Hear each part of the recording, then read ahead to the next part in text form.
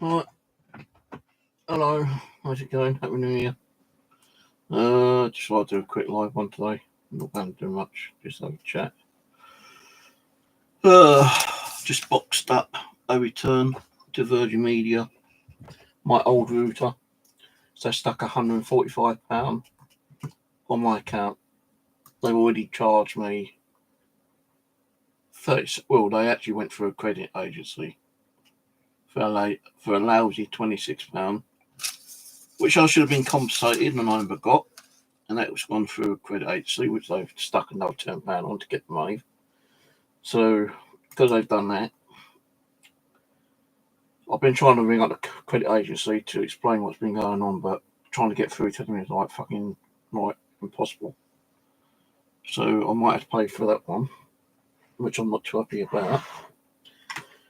But the router, which used to belong to Virgin Media, which is in this box, ready to go out, should have done it December time, but I just couldn't be bothered. But now they stuck £145 on my account saying, you got to pay it, or otherwise it's going to go through the credit agency. And there'll be another £145. So that's going to go out Thursday, because tomorrow I've got to be in. Because hopefully my new computer's coming tomorrow. Yes, because this one keeps making a bit of a loud noise in the fan. I could probably have got this fixed, but I wanted one which had a better graphic card in. It wasn't, like expensive. It's cheaper than the one I've got down there anyway, put it that way. But a better graphic card, but more of a less processor. Still an i5, but it's only like a 4th gen, while my one in there is like a 8th or 9th gen, something like that. But the one I've got down there's got a graphic card, which ain't too bad, but the computer I'm getting tomorrow has got a lower end processor, but a higher end graphic card. Now it says it's been dispatched, but there's 2 things on Amazon where it shows it's been dispatched. One saying it's been dispatched, another one saying it's in the process of being dispatched, and it should arrive before 8 o'clock tomorrow. Well, if it does, it does. If it don't, then I'll be contacting the company, and I will be fucking having a go at them, because I'm not paying. I'll tell you how much it was actually. £460, I think it was, and that's come out of my emergency money. Because I don't know how long that computer down here, which I'm using at the moment, is going to last.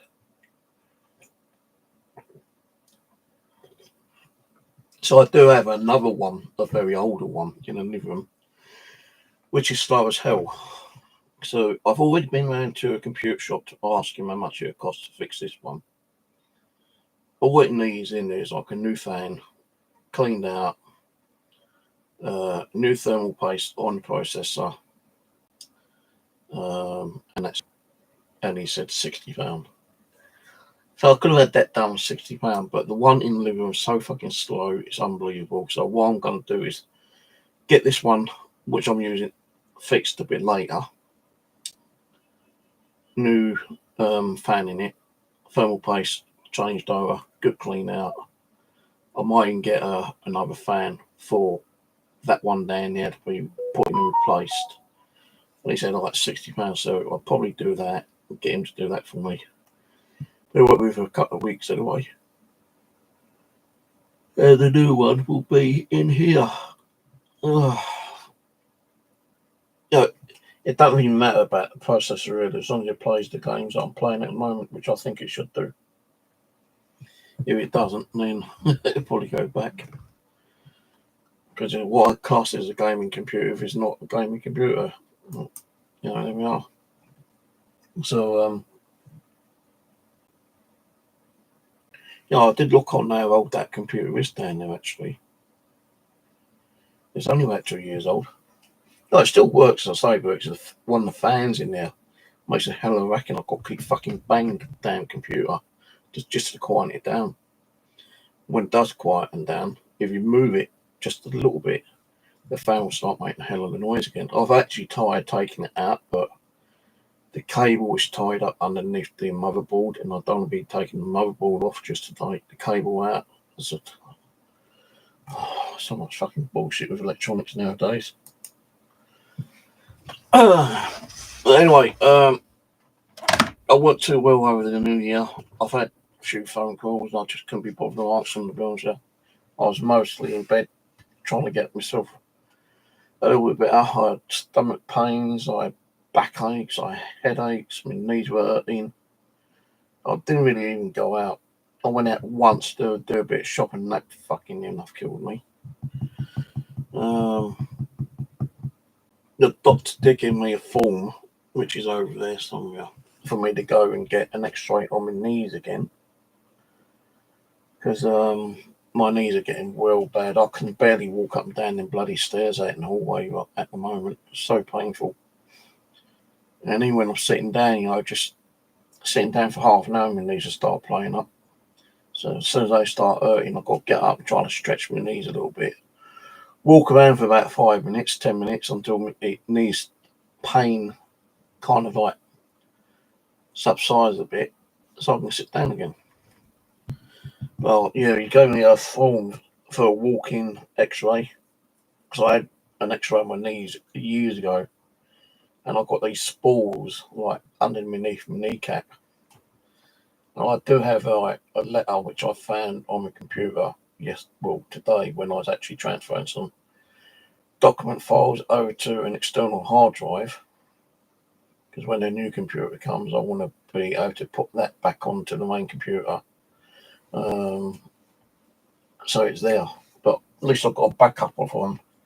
And there's a letter stating about, what actually is the problem with these. There's a specific name for it, and it is worse than having arthritis in your knees, because you've got these spores which are it's like grown internal bone, but it's actually grinding against your inner kneecap.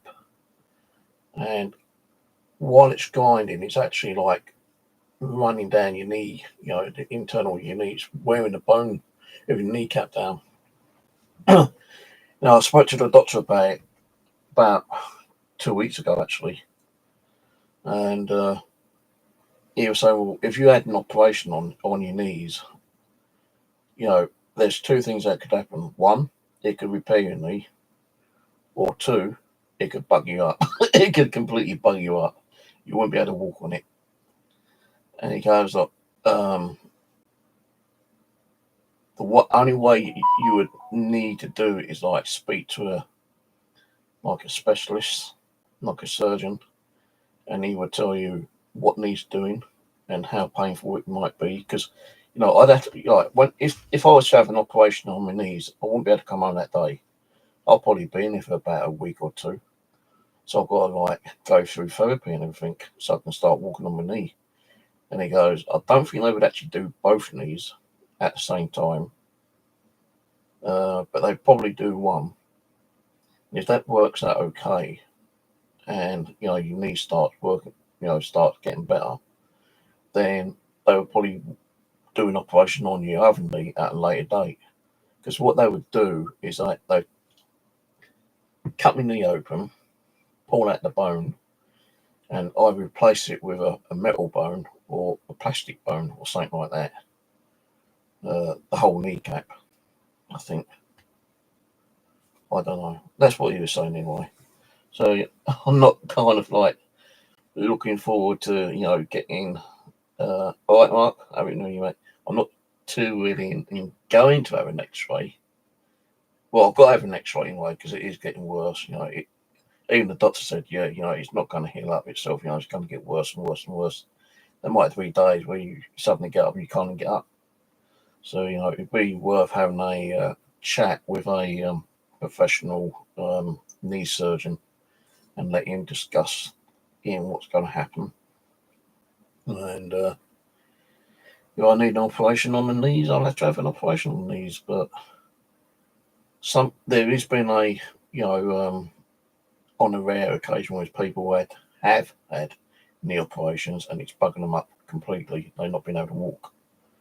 So, I'm not looking forward to that if that happened. So it would have to be one knee first, which is my left knee is the worst knee.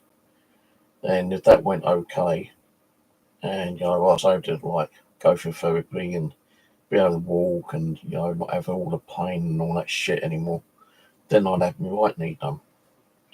But if it fucks up my left knee, there's no way in hell I'm going to do the right knee. And another thing is I've spoken to the doctor back and back, so I'm still getting a lot of back pain, and I mean a hell of a lot of back pain. But the thing is, last time I had an X-ray on my back, they still couldn't find anything what's going on with it, and they discharged me from the doctor, which I'm not too happy about, because the doctor did tell me that what it could be is that where I had that infection, it's probably screwed up a nerve or knocked the bone kind of out of its place, and that's what's causing it.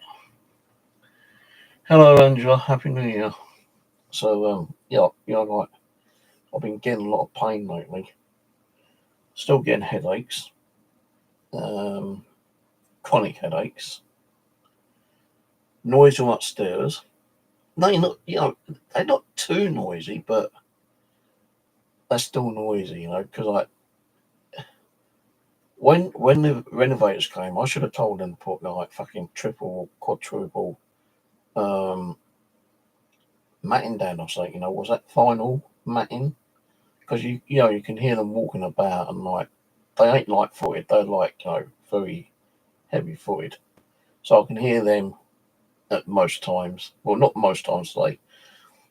If I had to say out of every 24 hours, how many hours I'd hear them, it'd probably be about an hour and a half throughout the whole day. And you can't really keep going up there saying, can you keep the noise down because you give me a headache? People can walk around, but they are kind of heavy feet, and I don't think they wear, they are Oriental, they are Chinese, I think, and they're young, very young, probably students. And the Orientals had that tradition where when you're walking, you take shoes off. You don't wear anything else. So maybe, they're just loud, heavy feet, kind of thing. Now, sometimes I can hear, when I go in the kitchen, you can hear them above in their kitchen going, as if they're chopping something. And I'll get those thoughts. I thought, yeah, they've probably gone and fucking found a stray cat or dog, chopping it up from the local Chinese takeaway or something. Or they brought someone back and murdered them, chopping them up for spare ribs. I get these really weird fucking things going in my mind sometimes nowadays. I'll tell you, I have so many weird fucking dreams. I had some really weird fucking dreams lately. Being abducted. Not by aliens, but by Bigfoot. I've had fucking dreams about becoming a police officer and, helping out with CCTV video footage against crimes. I had fucking dreams about swamp monsters. I've had dreams about being a fucking space pilot. I've had so many fucking weird dreams. Where do these dreams come from? That's what I don't understand, Are dreams coming through a dimensional portal that's being transmitted into our brain? Because that's where I feel sometimes, But I just don't know why I have so many fucking weird dreams. And the thing about my dreams is that just it starts getting really, really interested, something amazing about going to happen, it cuts off and a new dream pops in. And you think, hang on a minute, what's happening here? What's going to happen on my last dream? It's fucking weird. I don't know how, we have all these weird dreams. I know, like, you know, doctors say that, the brain's not even been, like, looked at and examined, There's only parts of the brain they've only, like, gone into and, like, done scientific shit with. But where do dreams come from? Why are we having all these weird fucking dreams? It just don't make sense. Every night I've had 2 or 3 different dreams. I say every time it gets exciting. It either jumps into a new dream or I wake up and need to go to the bathroom, come back, go to the toilet, go to the toilet, come back, hoping that I'm going to get back into that dream, and it don't work. It's a new dream. I think it's something to do with interdimensional kind of shit that is probably being transmitted into our brain somehow. Because why would we dream? What is the purpose of dreaming? You wish you was an angel. You never are an angel. You've always been having a go at me lately. Well, you used to have a go at me. Why do you think I'd never come on much? So Adrian can't have a go at me.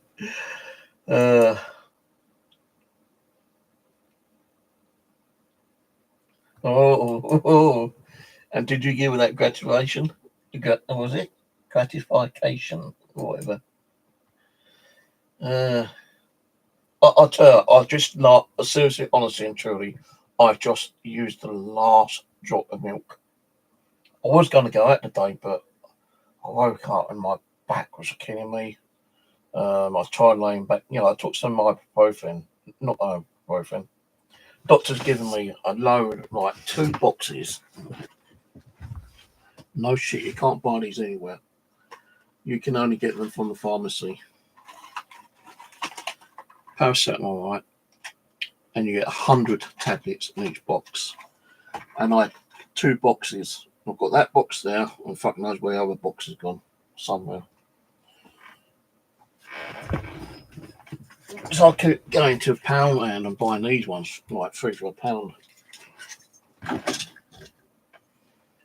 Now, I've not even had a fucking text message or phone call from the chemist about my other medication that I've run out on.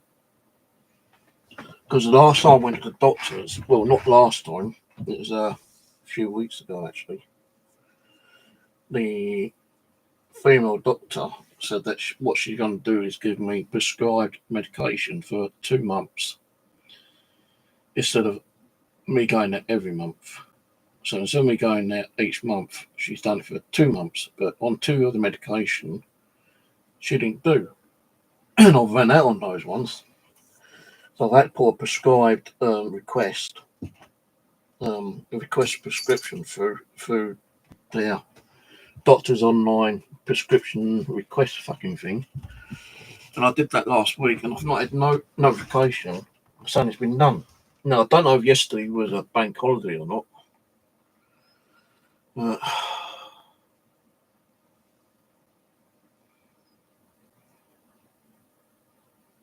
I'm going to tell you. I'll tell you right. I don't know if you remember about my fridge freezer. Yeah, the shelving broke on them. Right, the shelves broke inside the fridge freezer. And my fridge freezer was insured, right? But when I spoke to the insurance company to get the door replaced, so I can put I'd had to get the door replaced. Plus, they would have to give me these new shelves to put into them, yeah, because on the side door. The reason I had to do that because the little plastic notches broke off, and I only had access to 2 of the shelves instead of 3. And I'm saying to the insurance company, it's insured, I need a new door because sometimes the door don't shut because of the magnet thing on it. So I've gone through the insurance and everything, yeah. Gone to a company, and the company came down and replaced the door after waiting so long. Now, the door they put on there was a Journey door. It's not the original Bosch door. It's like a compatible door. But when they put it on, there weren't no shelves in there. There's plastic shelving things. So I couldn't put anything on the side door. And I'm complaining to the insurance company. I said, well, we'll get onto the company and we'll have to get them to like order these shelves. So these shelves came, all right. Now, when they replaced the door, I took the old shelves off because they were okay. It's just one of the other ones that wouldn't fit on and it was broken. So I was able to put 2 shelves on, but I was complaining about, I want more shelves. I still need a 3rd shelf. So I've gone through the company, right? 8 fucking months, they actually send me some shelves, right? But the shelves were too small by about 1.5 inches, so they weren't no good. So I've contacted the insurance company. They've contacted this company. They're supposed to give me a shelving unit. They said, we can't get them. And I actually spoke to the company who actually put the door on because they did send a couple of technicians around. The last technician said to me, well, that ain't the original door because the original door would have Bosch on it. And we can't get the shelves for that door. So you're screwed in one way. You'll have to use the fridge as it is. I said, no, that's insured. It's supposed to be fixed so I can use it to like the full compatibility or full compatibility. I can't know if I can pronounce it now. So I said, look, one of your technicians said if they can't get it, you'll write off. And he goes, well, yeah, I can do that. And he goes, I'll have to ring up the company and say, we need a write-off code number and we can do it for you. So after a few weeks, I heard nothing from them. So I rang up the insurance company. I said, look, they were supposed to ring you to write my fridge off. So what the hell's happening? Oh, we ain't rang, but you've been going through a lot of shit, so yeah, we'll actually automatically write off for you. So I said, well, what happens to insurance? He goes, well, your insurance on the fridge freezer will stop. I said, yeah, but I need a fridge freezer. It's insured. Because that's all right, we're compensating. You can get a brand new fridge freezer and, we give you X amount of money, yeah, but it'd be on a voucher credit thing. And you can get your fridge freezer from like Pacific retailers. So I said, well, I originally got mine from Argos, so can you give me Argos credit tokens? And he said, yeah, we can do that. So he told me how much he was going to give me. And he goes, it'll probably take several days for it to go through to your email because it won't be sent to you. It'll be like a PIN code. And you can just go on, Argos and get your new fridge freezer that way. But I've been checking like Argos and there's nothing on there for around about that price because I would need my old fridge freezer taken away. I can't have it like sitting in the hallway or in the kitchen. There wouldn't be no room for it. So with Argos, they charge you £20 to take the old one away to be recycled, yeah? So I've been looking around, but the money they actually credit me was the wrong number, wrong amount. So I've had to contact them and tell them well, I've been looking around, there's nothing there at that price at the moment. Plus I want one cheap enough so I've got enough money to pay for the actual other one to be taken away, which is like £20. Yeah, I heard about that, Angela. So eventually I got the rest of the credit through email and I wrote it down somewhere, but it's on my email anyway, so no big deal. And I've been looking around for one and there ain't been nothing near at that price range. There are ones there, but a lot more expensive, and I'd have to pay out in my own pocket, which I don't want to do. I want one where I can actually purchase one and also have enough money to cover to take the old one away. So, I've not really been looking because the credit that they gave me last year anyway. And I said, well, if I don't use it, well, if I can't find one within a year, they go, well, if you have any problems with that, we can always like give you new ones and just like delete them ones. So I said, okay, fair enough. So I'm sitting here yesterday, and there's a knock on my door. I thought, who the fuck's that? I'm not expecting no post, or I've not ordered no dinner because I always go out and get me dinner. Who the fuck is that? So I've gone to the door, and the postman's there, and he's handing me a package about that big. And it's quite light. I thought, what the fuck is that? Now, originally I did say to the company, the insurance company, and the company that was fixing it, if you ever get it, I don't want just one shelf, I want two. So I've got a spare one. Now, because the insurance company has actually written my fridge off and they give me the money to buy a new one, I'll still use the old one. So I've opened this package. Oh, it's taken a fucking year, to get these shelves, which are the right ones, and they actually do fit in the fridge. So I'm thinking, well, do I keep my old fridge and just like reinsure it and give them the money back, or just like, just keep the money and still buy a new fridge? But the thing is, the door doesn't shut properly anyway because the magnet ain't all that good on it. And if I was to like keep the old fridge and the door's no good because it keeps, opening by itself because of the weak magnet, it still means I'm going to need a new one anyway later. And I did say to the insurance company, well, I don't know how long it's going to take me to find a new fridge freezer. Could take me a couple of months, could be 6 months, because like Argos have never got the ones in stock which I want. Now the one I want is the exactly same model as the one in the kitchen. But I'm thinking, well, I've got these two new shelves now. So what do I do? Do I keep the old fridge and just like, take your credit back because I've got the shelves now and I can use my fridge freezer to full compatibility? But do I just say, no, I'll just still get a new fridge freezer. Hopefully it'll be the same fridge freezer that I can take the shelves out and keep them in case they get broken. So that's what I'm going to do. I'm going to see if I can get the same fridge freezer from Argos and keep the shelving in the what's because when the before the fridge freezer actually got written off from the insurance company,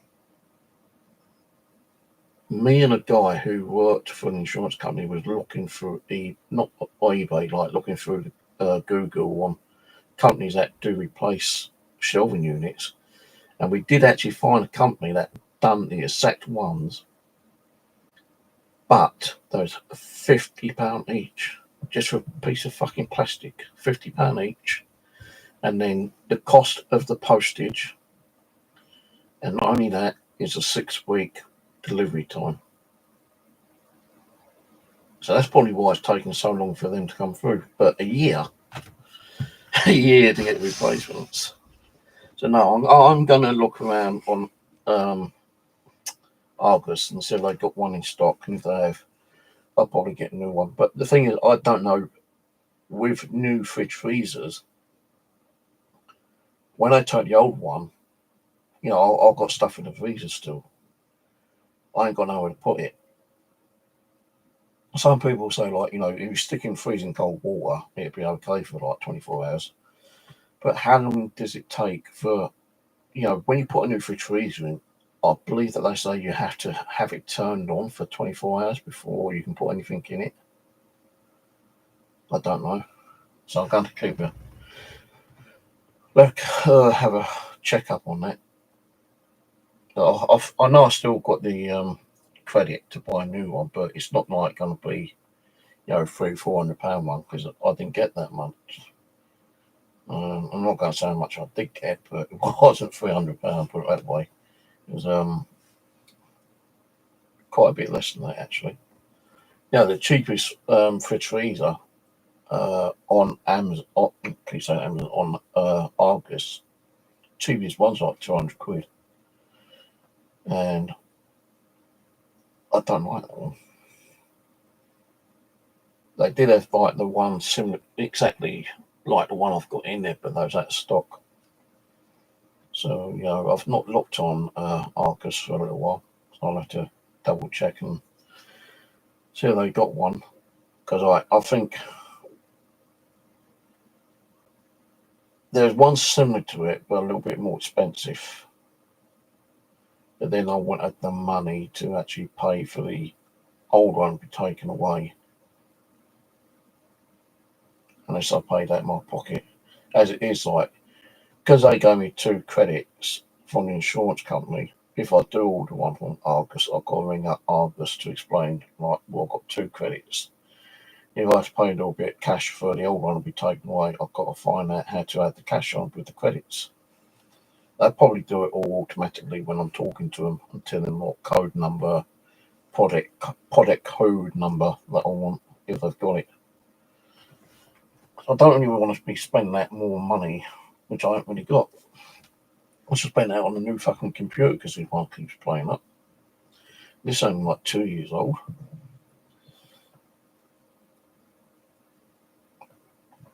No, it's one of the fans that keeps like making a heck of noise. I keep having to fucking bang it to stop it from making a noise. Plus, the actual computer kind of keeps lagging as well. No, right, it's been lagging really badly lately, like freezing up.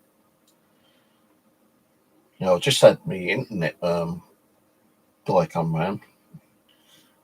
3 hours he was here trying to figure out what was wrong with my internet. The internet kept going like up and down like a fucking yo-yo. Really bad it was. At the moment, it's not too bad. It's like, cause I was supposed to get like 925 megabits connection. Because I'm streaming, your upload and download stream is, your upload and download bandwidth is going to go up and down, kind of thing. But at the moment, because I'm streaming, it's 804 megabits.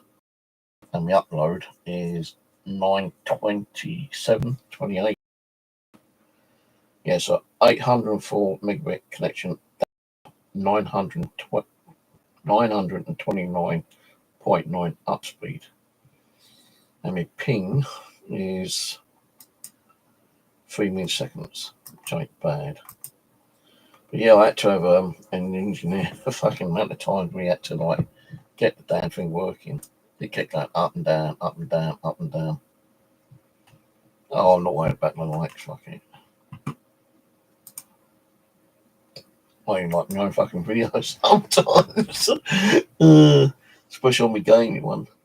Put a like up, I might get other people to, click that like button for me. I really wanted to get 500 subscribers before the end of the year on my other channel, but it didn't happen. I got 412, I think it is so far now. Because I can't get monetization on this channel anymore because of the VAT tax shit, like you got to fill in specific forms for the US government tax shit, and like, you got to put your name and address and all that kind of detail, your national insurance number and all that bullshit. And I've not had no kind of like payment from AdSense. That's what it is for AdSense. For a year, over a year. Because I used to have it like paid at a certain like if I was to gain like £60, then it'd be paid out £60.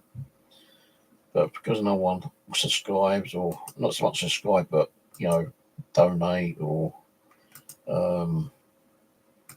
they don't watch the channel, because like you get money from people watching the channel constantly, kind of thing. Every person that watched the video, you get like 0.0001 of a cent or something, yeah. So you got to have like so many video hours of specific video viewing time on each video to get like a cent. So to get 1 cent, someone probably have to watch this. So like this video now, this video's got to be watched like 100,000 times just to get like 1 cent or 10 cents or whatever it is, and I'm not getting that anymore. So and I've not had a payment for over a year. And when I looked on my AdSense, they've frozen my payments because the new laws that the government in America has put down for taxes. Now you can still get payment, but you got to, get this form downloaded, and you got to like fill this form out, and it's just bullshit.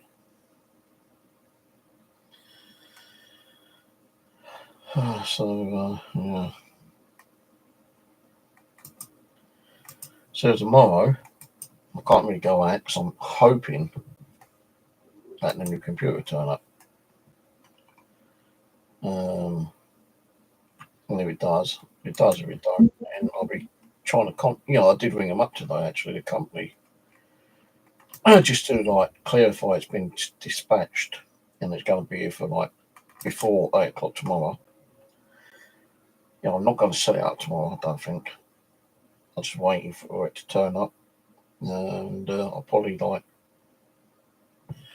set it up on, what day is it today?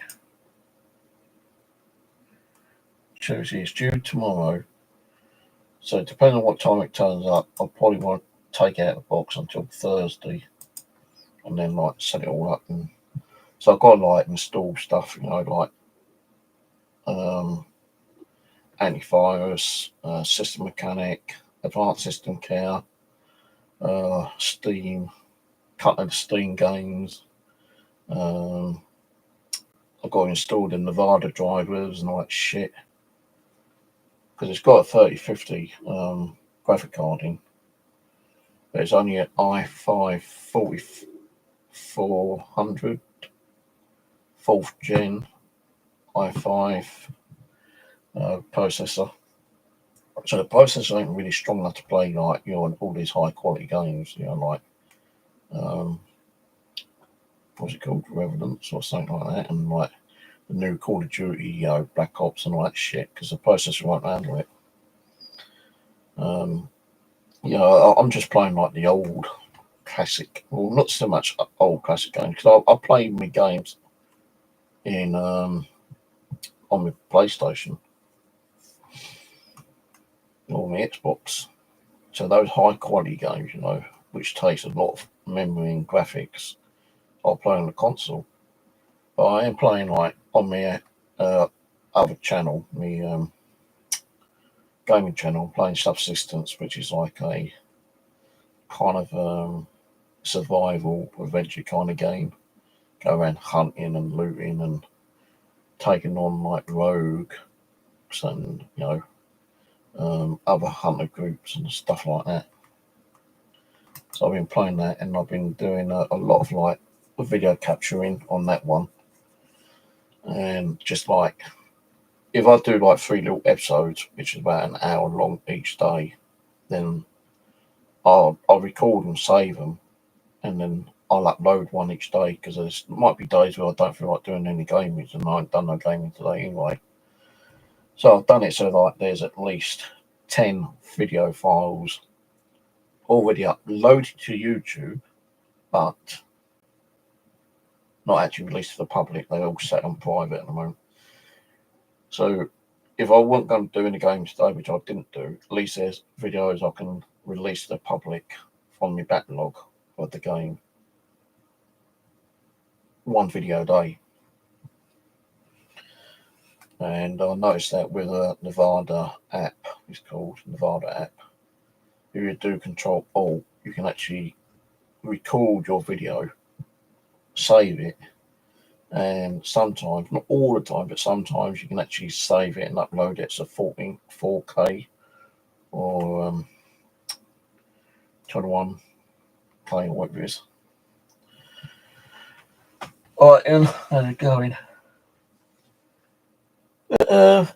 Yeah, I was just sitting back and thinking what I wanted to do for the next few months, but I'm kind of like limited to do anything really. I've come away from the paranormal completely. I'm not going to do any paranormal whatsoever. Ghost boxes and EVPs and all that shit. I'm not doing any of that. I was thinking about doing looking at some spooky stories and doing the spooky story kind of thing, or true life ghost story kind of thing. Let's just make something up. There's a pub that's been haunted for the last 100 years, and people have seen this and people have seen that, and give out the details on where the pub is, and and all that kind of shit. I might do something like that, but I'm not going to be sitting here doing ghost hunting anymore. I ain't even going to put the DVRs on. Mainly because the DVRs won't connect to the computer. And I'm not having my webcam facing the DVR screen because it's just too small. Still using a small monitor, just from the DVRs. So what I could have done, but I didn't want to spend too much on a new computer. I could have got a computer, keyboard, mouse, and a 22-inch monitor for I think it's $550. But I didn't really want to spend that much. So the computer I did get was $460. That's just a basic, PC without your peripherals, without the monitor and the keyboard and mouse. No, I've got other monitors, but they don't want to work on the DVR, so they got to be chucked away. Been trying to ring up the Housing Association. People have been dumping so much shit outside. It's like fucking I got no disregard or I don't mind gypsies, but gypsies leave a lot of shit behind. It looks like a fucking gypsy site outside at the moment with all the shit. Well, like an old little mini fridge, I think it is, or it's either a fridge or some weird washing machine. You've got a baby's cot thing out there, and like a bed frame.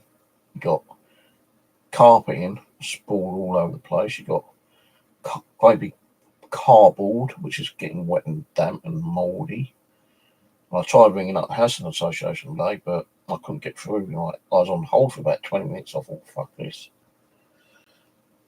It stays like it stays like it. I ain't going to worry about it anymore. I put enough complaints in. They were going to put CCTV cameras around, but the guy who usually comes around got the Housing Association to actually do a questionnaire kind of thing, saying, would you be willing to have CCTV there? If we get another response, then we'll do it. But I don't think a lot of people actually received the emails, so I don't know if they're going to put, letters in the post. But I don't think they are going to put CCTV cameras around. And if they do, I said to the guy, don't expect me to fucking have it in here, because I'm not going to. If you want to do it, you do it your own way. I'm not going to have other monitors and keeping an eye out what's going on. Fuck that, no way. So I had a camera out there before. I used to be able to keep an eye on things, but no more. From my experience, I have no fear of dying and ghosts. I always like UFOs and watching my neighbours through the CT cameras. You fucking peeping Tom. Yeah, was you looking through your cameras for them bleeding women in the bar, stripping down, having a wash? You pervy. That's a joke. I've been having a lot of problems with my eyes, keep irritating.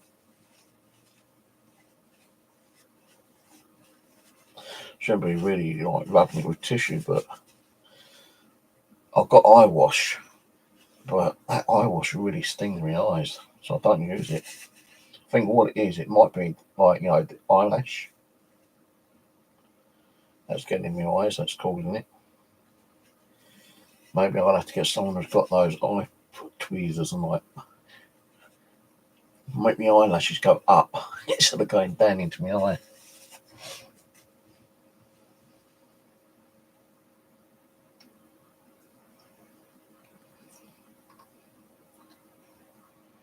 I'm sitting here thinking, what am I going to do in the future? I can't really do a lot. I can't go out and metal detect anymore, so I can't bend down on my knees. I tell you, I was in the living room the other day, and I dropped something, and I bent down. My knees were on the floor, and I had so much fucking shooting pain from my knees. I thought I was going to die with pain. I really did. I thought I was going to, the pain was so unbearable.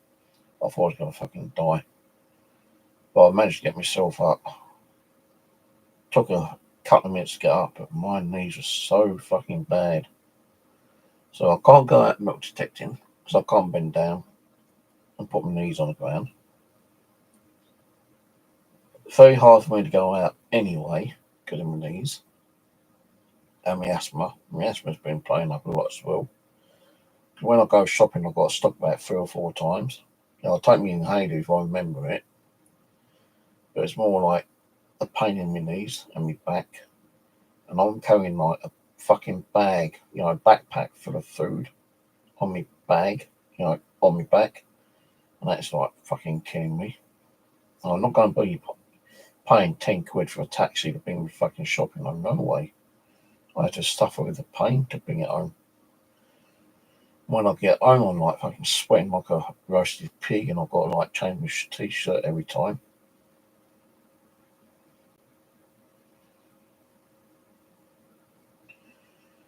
Hello, Ice Paranormal. Who's that? Ice Paranormal.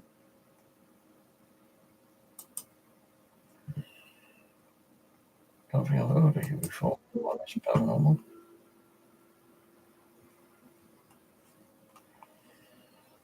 Oh, CCTV cameras. See that, I'll be honest with you, that's what I would like to see more of, cameras. People running cameras, live stream cameras, like me and Rose used to do. Now, so I can't put my cameras on because software don't allow me to connect my cameras to the computer. I've tried so many times to try to get the cameras up and running on the computer. It don't work because software's so old and it's all updated and it just don't work, it's not compatible. But you remember, I used to have my cameras on constantly, sometimes 24 hours, if not, a good 8-10 hours, stream we used to do, didn't we? I still remember when we did that live stream, Rose and Misha was on it. I just bought those brand new fucking Wi-Fi cameras. And if you remember, I had like about 12 cameras up on stream. And we're talking, and suddenly one of the brand new cameras disconnects from the Wi-Fi. And I'm like, oh, for fuck's sake, here we go again. Now what? And Misha going, what? And I said, hang on a minute, my camera's just gone offline. Brand new camera, just gone offline. And suddenly it pops back up. And you see this fucking black mass appear and disappear on the camera. We don't see that shit anymore. Right? People say, well, it's freaky. How can you fake it?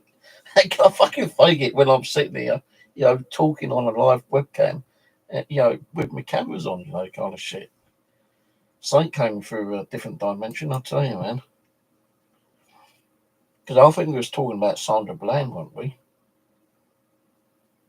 But like Donia, whatever the fucking name is, when it happened. Because old Perry Pumpkinhead did the frame to flame split shot, and you can see like it appeared as like a little kind of like black mist, and then it kind of like rose up to become like a form of a human being, and it looked like a human being with a long black cloak, and you can see it stride across the camera and suddenly just dissipates back into that black mist again. Fucking scared the shit out of me, but you know, that's the kind of stuff I was hoping to catch her. You know, we've had so much weird shit happen on cameras, it's unbelievable. Little Mary running down the hallway. When I'm doing a Ouija board in the living room, fucking golf ball comes flying across the room at me. Bible being knocked down on a live stream. Fucking a lot of weird shit. You catch a strange light following you up the stairs. Probably a UFO, mate. Come to abduct you when you go to bed. Or it might be a female ghost waiting to pounce on you when you're sleeping. At that, what's it called? I can't think of what it's called now. Hang on a minute.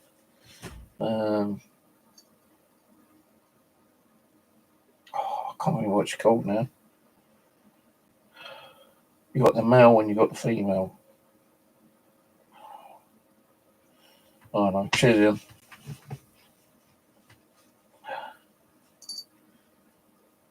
But no, it's you got those two kind of like spirits, you know, the sexual ones, you know, like I can't think what they're fucking called now.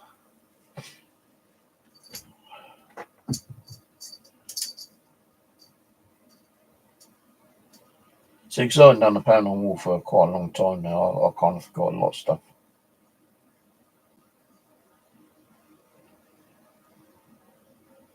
They're supposed to be like, you know, demons in one way, but they've got specific names for them.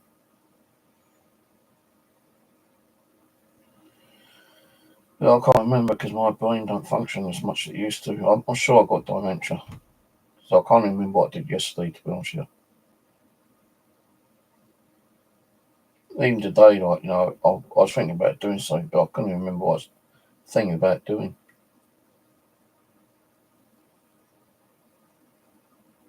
That's it, incubus and succubus. Thank you, Iris Paranormal. So maybe you might have had one of those come up after you.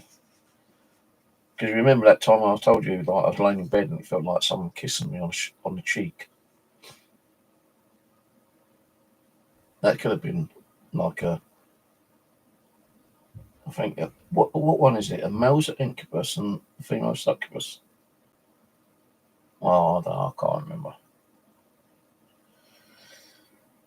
Sometimes people say, well, when you had that feeling, it's probably just your imagination, you know, playing tricks on you. Maybe it could have been, I don't know, but we've had some weird shit happening here. All caught on live camera. And what happens? You get called a fucking liar and a fake. I reckon I've had more fucking paranormal activity in this flat. Not since the last 2 years, but previously. We had so much paranormal in here that, you know, anyone else would have had. You know, I'll be honest with you, I don't care what people say, you know, like some of these most haunted fucking places don't give you what they give. It's bullshit. You know, people would turn around and say, oh, this happened. But where's the fucking living proof? Where's the evidence? You know, 30 East Drive. How many people have gone there since it's been reopened and so-called really haunted? That people have gone there, paid money, and not got a fucking EVP. Not seen a shadow. Not been touched. Nothing. What's that other one? That pub. That most haunted pub. Rose went there and she said it's shit. Nothing happened at all. The only thing that happened was the landlord was fucking pissed out of his brains walking around. That's all she could hear, I think, she said. Now, I don't think any place is as haunted as people say it is. Because no one's got the real fucking proof. No one's got the real evidence, you know. Now, even the fakers out there, that fake shit, this is what I don't understand, right?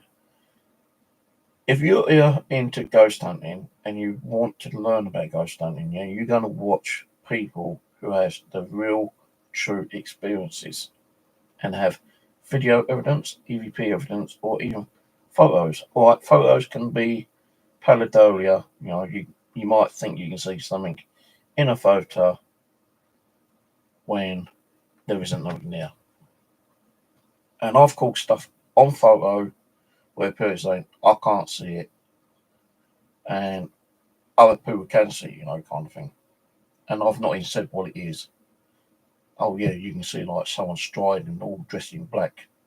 That's the first ever photo I caught was someone dressed in the Victorian Undertaker's clothing when I started getting into the paranormal, and that was down at the cemetery near St George's Hospital in Tooting. And that was the first ever one I caught. And a lot of people said, yeah, I can see that, and I can see it. But then people say, no, that's pareidolia, that's something that you're thinking you're seeing. But you can actually see a clear figure, all just in black, walking, on the ground. It weren't floating, it was actually walking. And, a lot of people said, oh, yeah, he's definitely like an old Undertaker, like wearing all the black stuff. That's what I used to wear, people say, oh, it's fake, it's fake, it's fake. I think a lot of people want to believe more in the fucking fake shit than they do with the real, true, kind of evidence that people get. Now, we can't really prove what we're seeing is real, A lot of it may be real. A lot of it could be pareidolia. A lot of it could be explained in different ways, like EVPs. You might, I could pick up an EVP recording now and press record, and on playback we might hear a voice come through. But can we prove that that is a voice from the other side? Or is the recorder so sensitive that it can pick up a voice from outside, your neighbour, upstairs, whatever? But when you actually get an EVP which is responding to a question that you've asked, how can you explain that? I have now kind of doubts on some of the equipment that we use, like the K2 meters and stuff like that. But if you think about some of the streams we've done where we've asked the spirit to manipulate the K2 meter on, that direct timing and it starts going off, then how can we explain what's causing that to go off on that particular request on that particular time period? So if I've got a K2 meter out now, which I'm not, but let's say I've got a K2 meter out right now, so right, if there's a spirit in here, and you can manipulate that K2 meter, can you make it go off right now? And it starts going off. Can we really prove that that's a spirit? Can our own electromagnetic energy inside our body somehow manifest and make it go off herself? Is it some kind of fluctuation that we got in the house? We got in here. You got your TVs, you got your mobile phones, you got your fridge freezers, your cookers and shit like that. That's all forming electromagnetic energy in one way. And maybe, because it's like we can't see it and feel it, it's floating around the house, and, at that time you've asked a question, it might somehow manipulate it, even though it's coming from another room. Electricity kind of like flows around, doesn't it, in one way? Even when we're talking, we're giving off our own EMF. Our own electricity is like coming out of us and like roaming around the flat.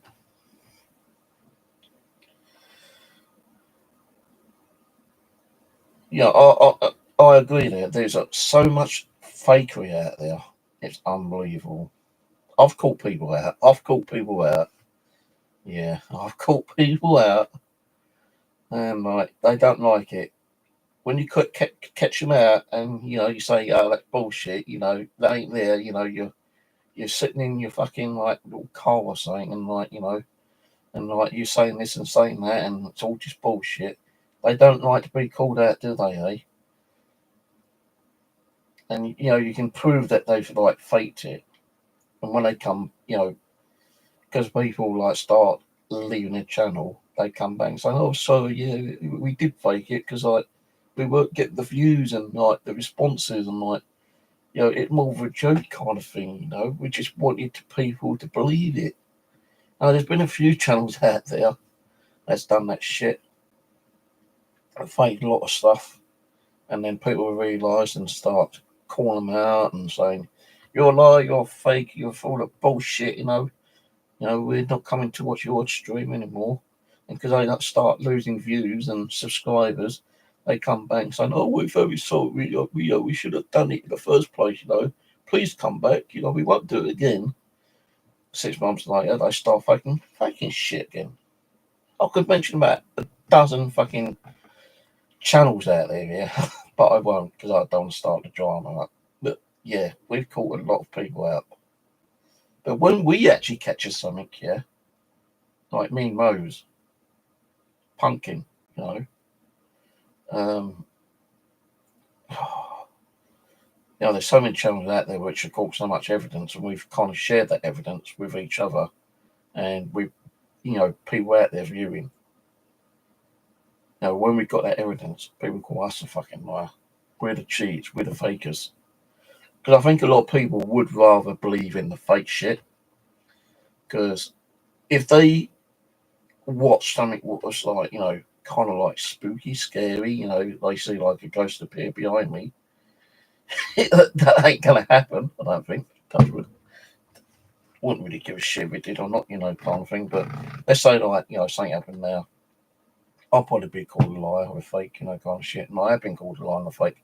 And I do not lie, I do not fake shit. Everything that people seen on my streams have been there, live, raw, unedited, uncut.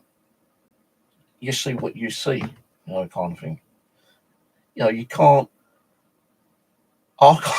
It's impossible for me to stream like now, for instance, yeah, and make a ghost appear on my stream. By cutting, editing a live stream when it's live streaming. It's not going to happen. It can't happen. Not unless I've got some kind of like software that I can actually transmit through my live stream to make it look like a ghost appears. Not even the top-notch ghost hunters could do anything like that. I've got so much ghost hunting gear, it's unbelievable. And I don't even know what to do with it sometimes. I don't know how to get rid of it, keep it, because some of it's going to be worth a bit of money later on. Like that EDI. I've got 2 of those, 250 quid each. You try getting one now, it's very hard. It's like some of the ghost box radios or EVP recorders. People are paying thousands just for like I think it's a D6 audio recorder or something. Even some of the ghost hunting tools like the Obelisk 3, can't even get them anymore. And when people do decide to get rid of them, they just about £1,000 for it. I do have an Obelisk, but it broke. The screen broke. I tried repairing it and I couldn't repair it. It's knocking around somewhere, all in bits and pieces. Fuck knows where it is. But if I'd fixed that, that would have been good. The audio and everything works and everything, or used to, until I took it apart and then we put it back together again. But that cost me originally when I bought it was about 200 quid. That was all working in perfectly. If it was working in perfect working order, I reckon I could get back 400 or 500 quid for it. Now the EDIs, I think you still get, but they're very hard to get hold of because of a guy who made them in America doesn't make them anymore. Because of the pandemic, it's so hard to get the processors and chips and everything for him to build them. when I contacted them because I nearly got ripped off by a ghost hunting group company. He had one in stock, and he sent that to me, and I was able to get another one from a reputable ghost hunting company, and I was able to get a second one. All right, good night, Irish. Thanks for coming on. Appreciate it. Don't give us a like, share, thumbs up, subscribe if you haven't already done. But it don't really matter if you do, because I don't really do much on here nowadays. Just come on and have a little chin wig. But thanks for popping by anyway.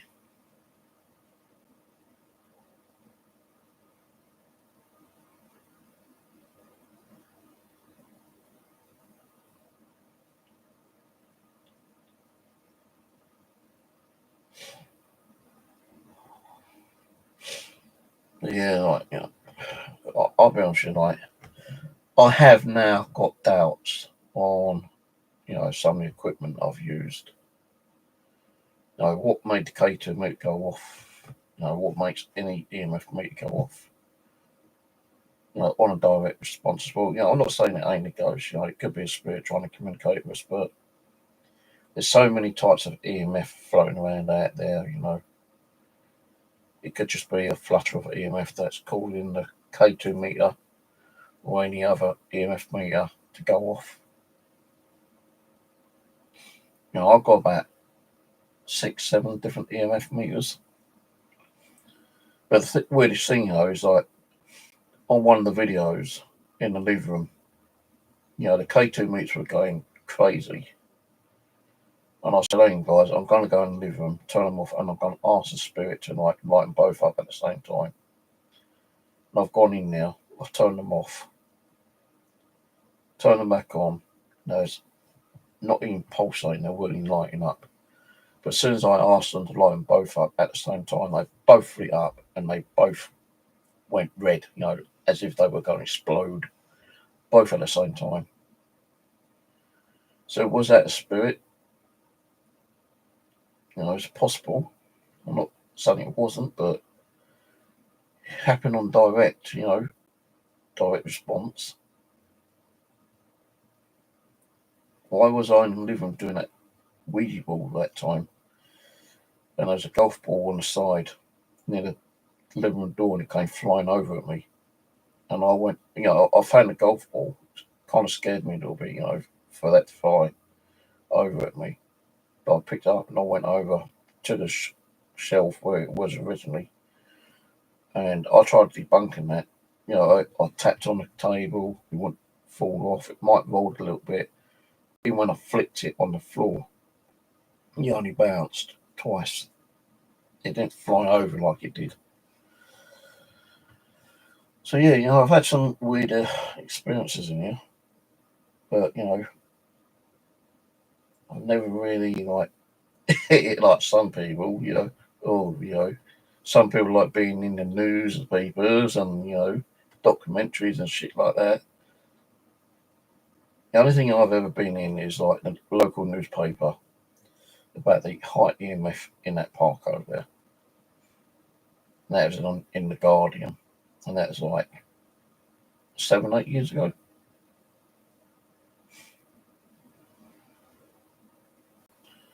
And to this day, you could go over there with a K2 meter, and you'll still get high EMF over there. But I even said to the reporter, because we're near to like cemeteries, it don't mean it's like ghosts coming over here, set it off. Because I don't know what was on that land, you know, years and years ago. It could have been an old factory that could have been bombed, and like there could be fragments of, you know, bombshell casings, you know, like you know, because like, you know, I believe that can carry some form of like magnetic, electromagnetic energy on like shell casings, where they just obliterated and flew everywhere. Now I think there might have been an old factory or something over there, and they never renovated it, so they made it into like a school park. But I never got to find out if there was anything over there. I didn't know how to research it. I tried researching this property a few times, but couldn't find it. Good night, Angela, if you're going. I still believe in certain things, but I have doubts in certain things as well. And where people can turn around and say, oh, right, this house is haunted, this pub's haunted, this hotel's haunted, and they've got no living evidence, no proof. And I'm going to turn around and say it's just bullshit, really. They say it because they want people there. Like East Drive, a lot of people have gone to East Drive and say, we got stuff, fair enough. But I'm not saying it isn't haunted, but I don't think it's going to be haunted every single fucking day of the year, 24/7. It's impossible. Even a ghost, or spirit, needs to regain its energy, and for it to regain its energy, it's got to take time out. It's like when we're tired, we go to bed to rebuild our energy, don't we? And then we use the energy throughout the day, and then we're tired again. Same with a ghost. And he might perform tricks for you and make you scared and give you the odd little bump or creak or shadow. But it's only going to last for a certain amount of time before he gets tired or she gets tired or it gets tired, and then it's going to fucking disappear and say, right, okay, I've done my bit for the day. I'm not getting no more. I'm going to sit in the corner and relax and build up my energy.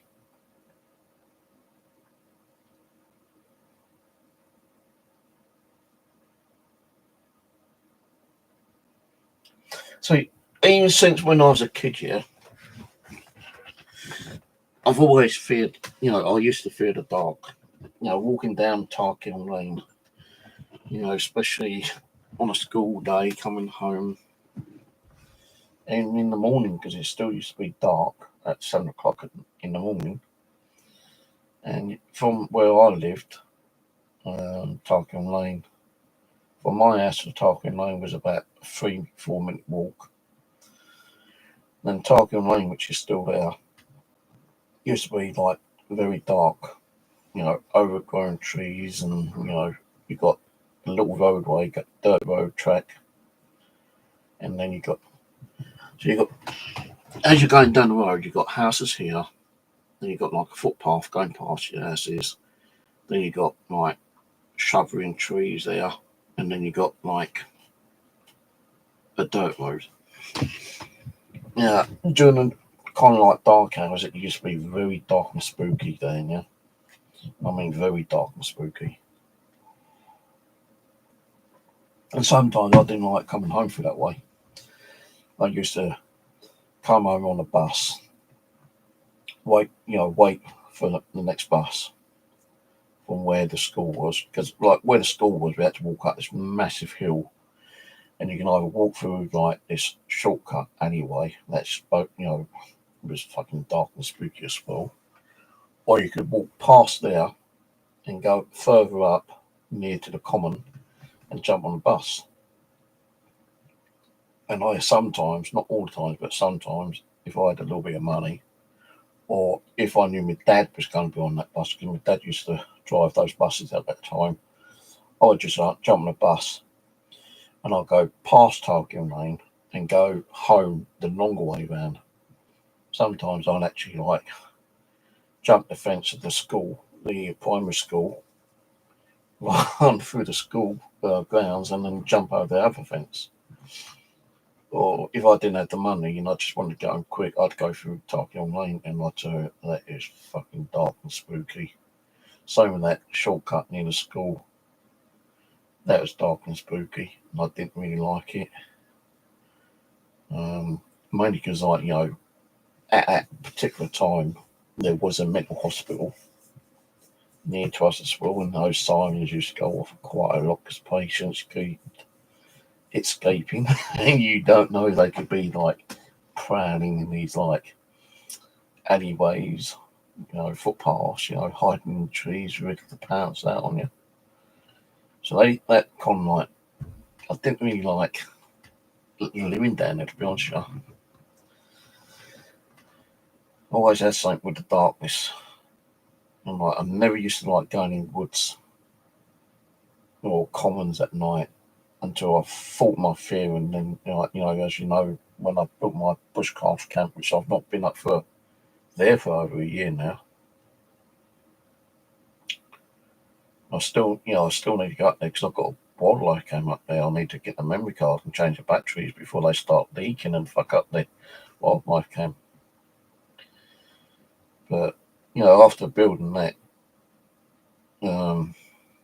camp up there with permission from the landowner, I did confront my fear. I stayed out. I stayed out there for 2 days, 2 nights, a couple of times. So when you're here in your own home, your brain is tuned in to the sounds that you're used to, like hearing and sensing. But when you go out, your brain is picking up all these new, weird, unusual sounds. Like when I was in this bushcraft camping, making coffee, having barbecues, doing live streams there. All right, can you hear that? Can you hear that? And you could hear sounds like footsteps, but I knew it's probably one of the ponies, or you might hear screams, and I knew that's probably kids at a distance screaming, fucking around. I hear dogs barking. But I always had that weird sensation as if there was something there, like watching me, keeping an eye on me. And I'll be honest with you, it kind of did spook me out sometimes, because I had nothing really to defend myself apart from an axe and a hammer and a shovel, and I did buy a machete, which is up there still somewhere. And I had all these instruments beside me in case someone trying to break in. And yet I know I kept fucking around and going, oh, someone's going to come and break through my door and cut off my head and, cannibalize me and all that shit. And there's time when I thought, well, just think if that ever someone did try to break in. Well, I've got my bushcraft knife. That's the first thing I throw at him. That didn't hit him. I've got my axe. I throw the axe at him. Machete. I throw the machete at him. Or her, or whatever it is. And I've got my spade. And that's the last kind of instrument I've got to protect myself with.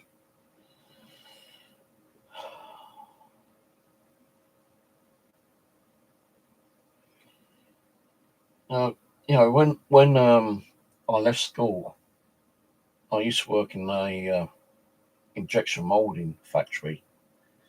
My sister was going out with a guy called Steve McGeechan. He wasn't a bad guy. He took me fishing with him one time, and we caught a pike. He gave me a tip on a horse, and I put a couple of quid each way, and I won 30 quid on it. But there's a night when it's just me and him doing an all-night working in there, and I was on the machine, and he was getting hungry, and it's getting near midnight, and the local chippy and the Chinese shop used to shut around about 11:30, 12 o'clock time. And Steve goes, oh, I'm going to go and get something to eat. You on with me? I said, yeah, all right then. And this true story, I'm telling you, this is fucking true. I ain't bullshitting you. I'm not lying to you. Now, why would I make up something up? I don't lie and bullshit. But he went out, and it's just me left alone in this big factory, right? I was in the canteen waiting for him to come back. And I think I had made a cup of coffee. And I'm sitting there waiting. And I've looked out the canteen. And the canteen, you can see down the corridor, because you've got a walkway and you've got all the machines on this side. And you've got a couple on the side that way as well. But you could actually look all the way down to the bottom where the shutters are. And the shutters are open anyway. And I kind of looked down and I thought I saw something moving like a dark silhouette. And I thought it might have been Steve coming back. And, I was sitting there for about 2 or 3 minutes. I thought, well, we would have been dandy by now. And it takes like fucking 30 seconds to walk from there to there, into the canteen. And he didn't come down. So I was sitting there and I thought I saw something shoot past one of the machines. And I thought, what the fuck's that? And I thought it might have been him again, kind of thing, like checking on one of the machines before he came down to the canteen. Now, where the canteen is, although you can see there, your windows, which you could look out onto a bit of wasteland, which is owned by, the guy who owns the factories. And I think that, I can't remember if there was like a building. I know there's some old cars out there. But I thought I heard something outside, like, the tap on the window. I've looked out and couldn't see nothing. And inside the factory, you got like an upper floor. And I've looked out and I thought I saw something on the upper floor, thinking it's Steve again. I'm getting a bit panicky, thinking, well, why didn't he get back, kind of thing. And I know, he didn't phone the order through. He had to go and, like, actually ask for the order to be done. And he would have had to wait for it to be done to bring it back. And I wanted to go to the toilet, So I've got up, left the toilet's right next to the canteen. I've gone to the toilet and the little side door is open as well. Because it does get hot in that bloody factory, And as I've gone out the other toilet, I saw something run straight past that door. I thought, what the fuck was that? And I'm really getting panicky right now. So I've quickly nicked in, gone to the loo, came back, and I've fucking gone to that door and I shut the door. I've gone back in the canteen. I'm sitting there and I see someone walking down. Now, Steve used to wear a lot of black as well. And luckily, it was Steve coming down.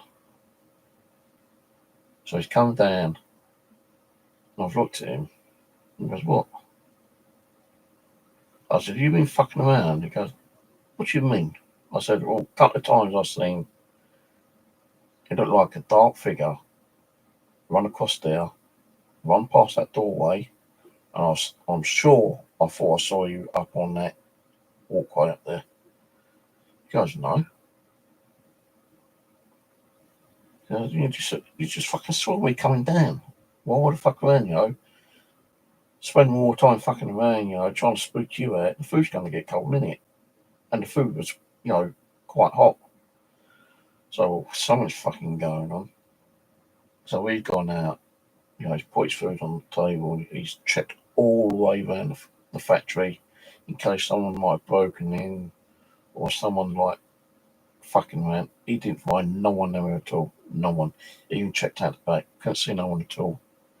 It must have been your fucking imagination, you dirty cunt. I said, well, I tell you, if it was my imagination, I was fucking shitting myself. All right, Michael. So, yeah,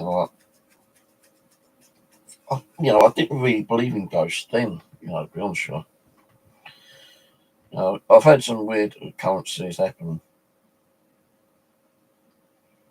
but I never put it down as ghosts, spirits, gobbledygooks and that shit,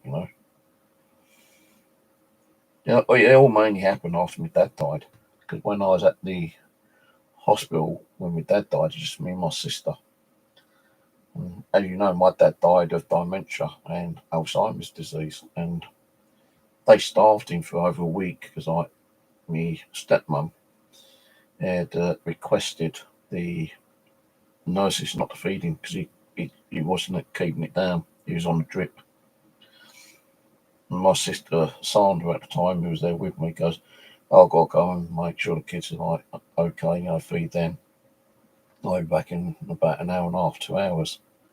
And I'm sitting there holding my dad's arm, stroking his head. And I tell you, he was so fucking skinny. He looked like one of those poor bleeders from like, Auschwitz, where they starved them, he's like skin and bone. I'm just talking to him, and I tried to get a little bit of sleep until my sister came back.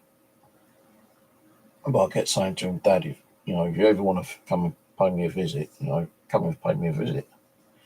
Just don't scare the shit out of me, Because I never really believed in like ghosts and spirits and everything, I was just saying, right, Dad, if you ever want to come and visit me, come and visit me, let me know you're around. Because my dad did used to smoke quite a lot, but after a certain amount of time, he did give up. But I always knew when he was around, kind of thing, after he passed away, because like he always used to come around our house and have barbecues and parties and stuff like that. Him and Joan, he always used to like coming up and visiting us and the grandkids. And when you got someone visiting, you get the feeling that specific person, don't you? It's like, if you're married or if you've got kids, you get the feeling, you know their feeling, you feel their energy, you know what they're doing, you can feel that they're walking about, playing, watching TV or whatever, you know what they're up to. But my dad died the next morning. While he was talking, my sister rang up her daughter, which is his granddaughter, and saying, say to Granddad that you love him. And she's going, Granddad, love you. Granddad, love you. And suddenly he just went. Now, he went to his funeral and everything like that, and everything, which was about a couple of weeks later. But I was with my ex-wife at the time and my 3 kids. And, there was times when weird things would happen. And I still wasn't into ghost hunting at the time, I thought I could see something walking past the door. And like, if the kids were in, I say, oh, did you just come down? I say, no, we're up here watching TV, or we're on their computer or whatever. Sometimes there wasn't no one in the house apart from me, and you could see like a shadow go past. You could smell a little bit of like tobacco where my dad used to smoke. You should have that weird feeling that someone or something else was in that house with you. And it was only until like, I was watching, I think it was Ghost Hunters or, I know it's one of those ghost hunting programs where they was doing EVP and they explained what an EVP was. And the only thing I had with me was my old Nokia E5 phone. And I went in the kitchen with my E5 phone, put the audio recorder on, and I just said, thinking nothing was going to happen. Nothing at all. I even told my sister a couple of times, I feel like something's going on here. And she just laughed it off. Well, this particular night after the ghost hunting program had finished, I've gone in the kitchen to make my coffee around about 9 o'clock. And, I noticed that there was an audio recorder on my phone, so I've turned it on. I said, right, if there's anyone here who wants to say hello, give me a message, or just say anything, let me know. And I left it recording for about 30 seconds, I think it was. Stopped it, picked up my coffee, went in to the room where I usually go. I named it with like my own little office because we had like 2 living rooms, kind of thing. We did convert. Well, actually, we got like the kitchen, living room. Then you had another like little room, which was our bedroom, me and ex-wife. Then you had another room, which I kind of like accommodated and done my YouTube videos, which I did do eventually later. Just watching TV, watching YouTube, whatever I was doing. That was my room. Kids had their own bedrooms. So anyway, I've gone in that room to sit down to watch something on, I think it was on the internet. Oh yeah, let's see if I caught anything. I didn't go, did, I thought it was all bullshit, to be honest with you, because I didn't really believe in spirits or ghosts. But when I play that back, you could hear me saying, "Oh, if there's anyone here, you want to like say something, leave me a message, just say anything you want to say. Say it now. I'm going to give you 30 seconds, and that should give you enough time to say anything." And within about the first 3 seconds, a very instinctive voice came through saying, "Stephen, love you, son." And that is my dad's voice. I'm thinking, how the, it kind of spooked me out. I thought, how the fuck can I'm picking up my dad's voice saying, "Stephen, love you, son"? And it did kind of like spook me a bit, thinking, holy shit, did I just pick up my dad's spiritual voice? Is he here? Is that what I'm sensing? So I've gone in, like, I'm still in that room. I've gone into that weird, like, it's like a weird kind of like static feeling shock. You get all that tingly. I picked up the phone and I'm calling my sister, Denise. I said, "Denise, you ain't going to believe this. I think, I've just been watching." And she goes, "Oh, go on, tell me you see the ghost, I said, "No, listen, Denise, I've just been watching a ghost hunting program. They've mentioned about EVPs." She goes, "Well, what's an EVP?" I said, "An EVP is an electronic voice phenomena. Apparently, audio voices can pick up the afterlife voices." And she goes, "Oh, tell me you caught something." And I said, "I have. Listen." And I've played it as loud as I can through the phone. And my sister said, "What the fuck? Play that again." So I've played it back. She goes, "Stephen, that's Dad's voice." I said, "I fucking know it is." And we both could not fucking believe it.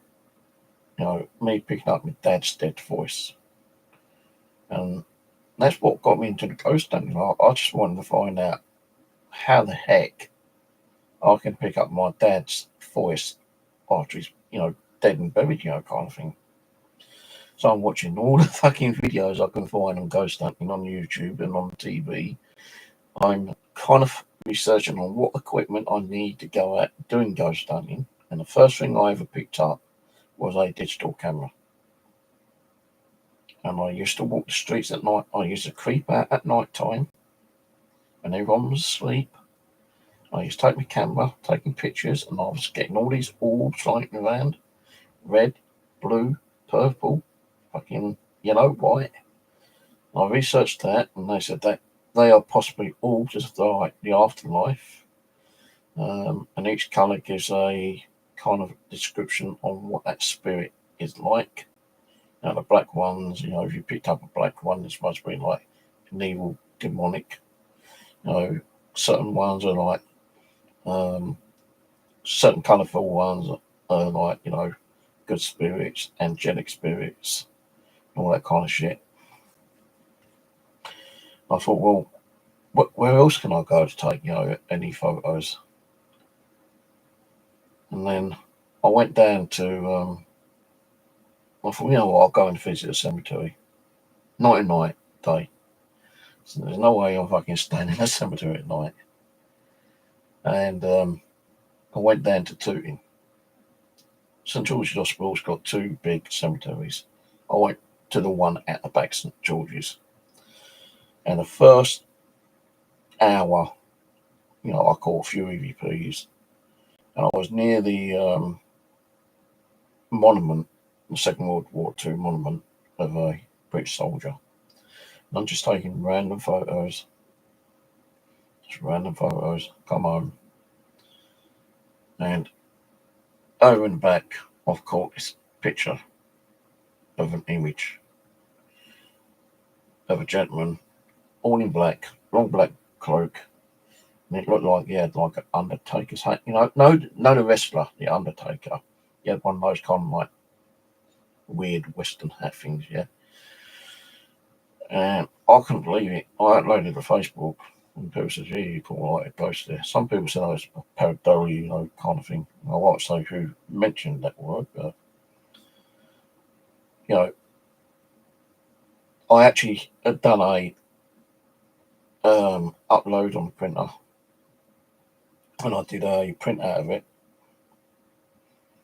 and I went back to the cemetery, and I found the tree where the guy with the spirit was walking past, and I stuck it on the tree, thinking that, you know, maybe, you know, if it was a ghost, I just wanted to let him know that I caught him on camera. Bit of a weird thing to do, but I thought, yeah, you know, why not? And so I got into ghost hunting, really. A lot of things happened in the last several weeks, well, 10 years or whatever. And then I started buying other equipment like K2 meters, EMF devices, you know, more digital cameras, video recorders, more fucking EVP recorders, going out with my nephews, doing Jordan's Wood, which we call some fucking weird shit in there. Got a lot of stuff at Bexley Hospital, Bexley Cemetery, Dartford Cemetery. Did Stretton Cemetery with Simon James. He got spooked out. And Simon ain't one to get spooked out. Now, the Stretton Cemetery splits up in two parts because you've got a roadway going through, but you've got gates. You've got a gate there, then you've got the roadway, then you've got another gate. Well, we came in through a hole in the fence at night time. And, you know, he was doing his stuff, I was doing my stuff, I was doing EVPs and taking photos and videos and shit like that. And we come to the gate, but just before we got to the gate, there's like a bit of a overgrown bush. And Simon, like, swears he saw something in that bush. It spooked him out really bad. I think he said he had red eyes, whatever it was. And that was on camera. And it was uploaded to my YouTube. I can't remember what video it was. Because Simon actually stayed here a few days when we did Mitcham Common. We did Stretton Common. We did the cemetery, Croydon Cemetery, where we got spooked out. We done Wimbledon Common. We done the parks around here as well. Because he came 2 different times, you know, 2 different separate occasions.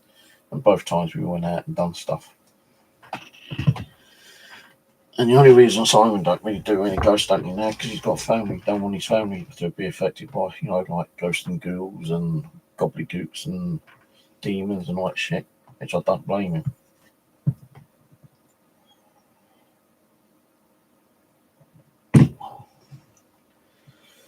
Anyway, I'm going to go soon because I've been on for like now 38 minutes. It was only meant to be like a fucking short stream, actually. Giving up my gaming time for being on here.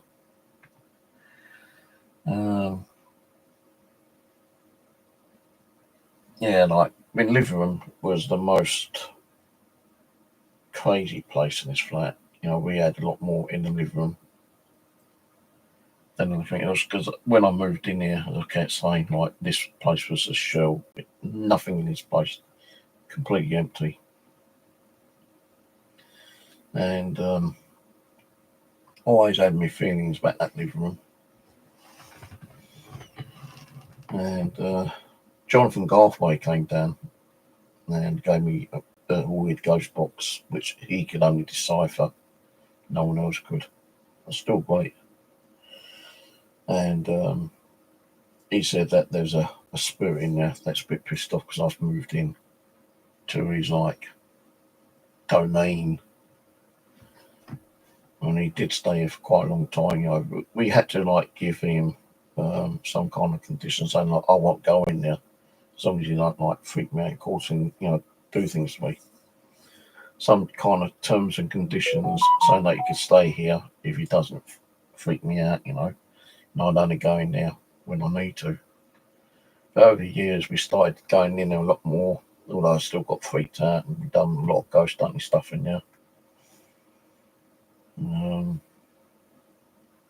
I think the living room was the most active place in there, in this flat. Although we had stuff in the hallway and in here and in the kitchen, I think, a good 75% of the activity was in the living room, actually. I am trying to get that into a gaming room.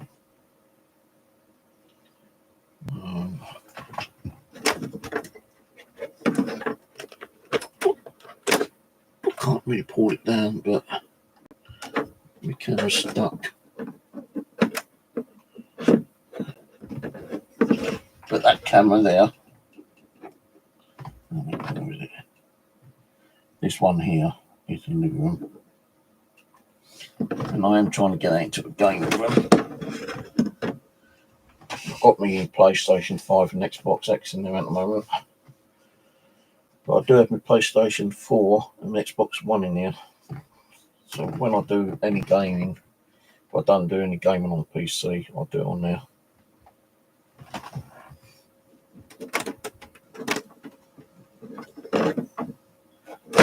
Shit, drop the camera, hold on.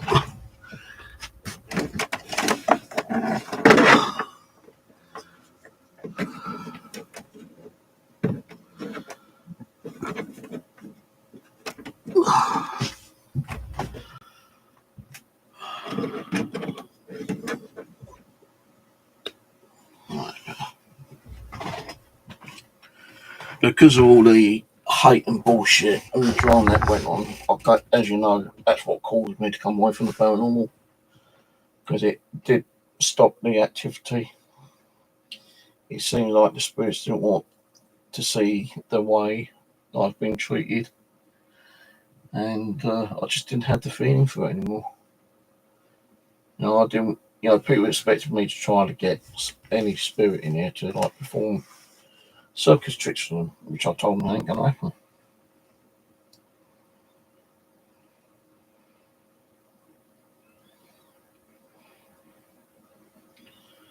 Yeah, there's more fear from the living than the dead.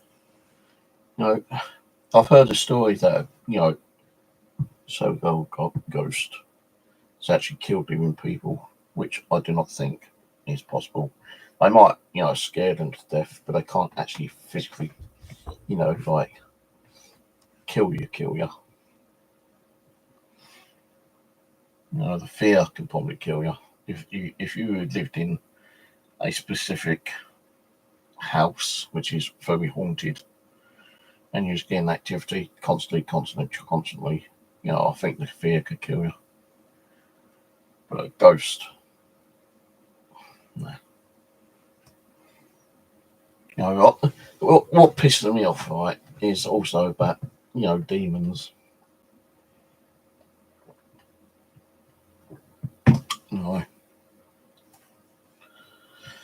Yeah, even poltergeists, like you say, they can throw things at you, but they can't physically kill you, can they? Unless they throw a hard instrument at you and it impales you like a knife or something. Then maybe they can class. Oh well, how did he die? Well, it goes through a knife at him. Oh, okay, so the ghost is the murderer. How the hell are you going to prosecute a ghost? Oh, fuck me, man. I used to watch a YouTube channel where this guy says that his house was active all the time. You see chairs moving, you see cuts flying across the table, you can see chairs being lifted up, you can see this and that, saucepans being thrown across the fucking, everything being thrown around. And he actually admitted on one of his videos, it's all bullshit. It wasn't as people thought it was, all this poltergeist stuff. It's all long-term, video editing and manipulation. You would actually go in and let's say the remote control was there on the bed and you see the remote control move. He would actually have to go up and move the control and edit himself out with software, make it look like the remote control is moving on its own. and he admitted it, but people still loved it. And they still watched his videos. But then he suddenly stopped doing them. I think one time he actually said, I think I've actually have created something here because, like, you know, I am actually getting real stuff going on now. And he tried recording it. Every time he recorded it didn't record properly. Or it wouldn't record at all. So I think, like, you know, if you're fucking around with the, you know, the spirit world, they might not think it's, you know, good for them. You know, they might think, well, you know, hang a minute, you're manipulating all the shit thinking that there's a ghost in here, and yeah, we are here, but we don't like what you're doing. So yeah, now we're gonna like take fucking revenge on you, and like, you know, come out and do their own shit, you know, in real life. Could happen. It's like when you like, you know, fucking around with dark magic.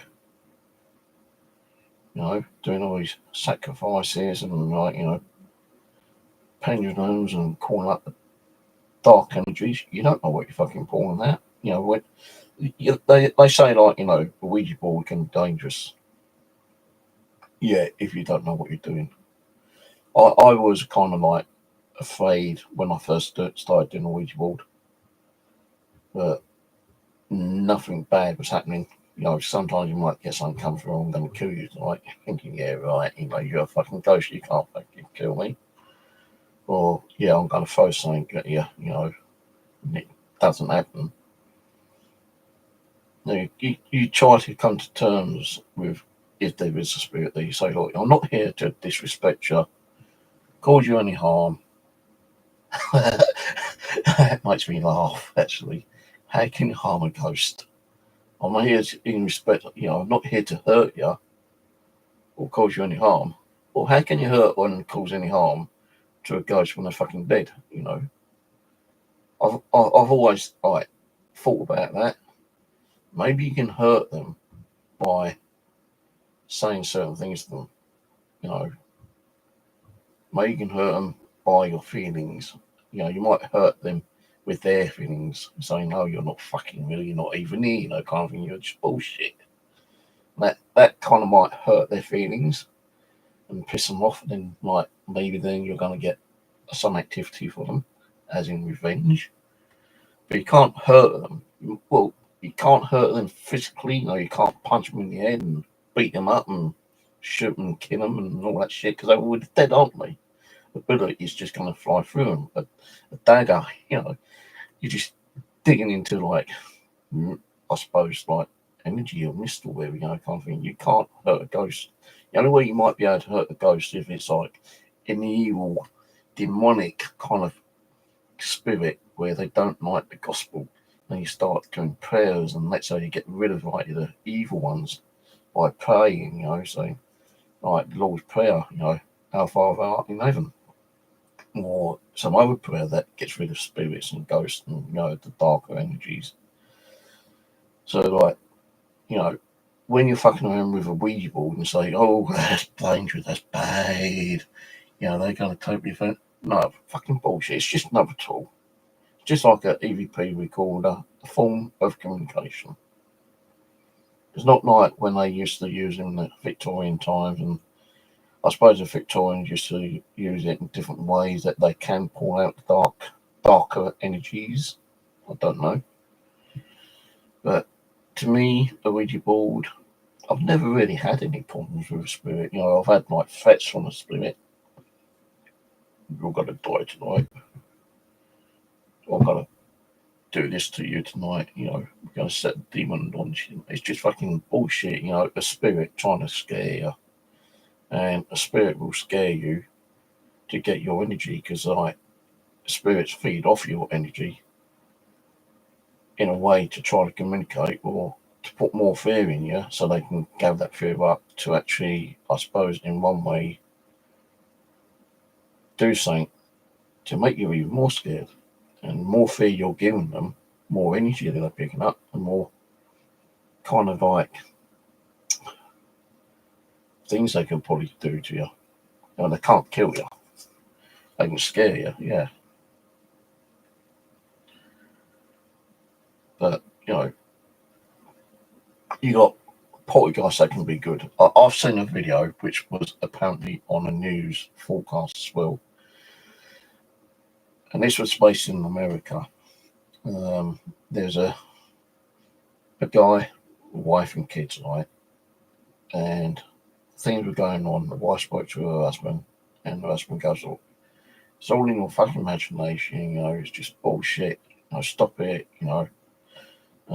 Don't come to me with all this lies and bullshit 'cause I'm not interested, you know, ghosts don't exist."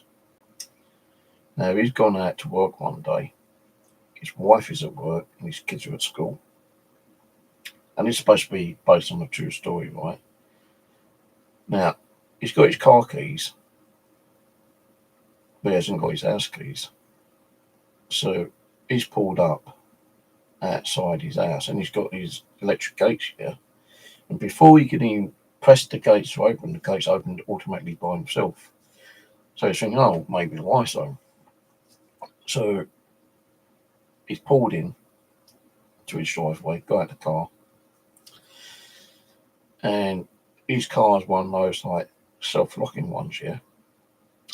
You know, you press the key and it locks it. Now, as he gets out the car, the key is still in the car ignition, and his phone is in the car. He shut the car door, and the car door locked.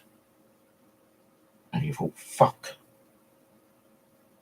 my keys are in the car, and my phone's in the car. The only spare key he's got for the car is in the house. And because the gate's opened, he thought, well, maybe the wife's at home. So he's gone knocking on the door, and no one's there. No one at all was answering the door.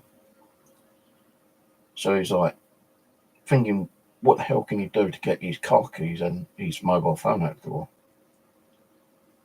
And like, he's walked back to the car, and suddenly the car door just flies open. Now, he tried opening the car door a few times and it wouldn't open. It was self-locking. But the car suddenly, like, the door just suddenly opened.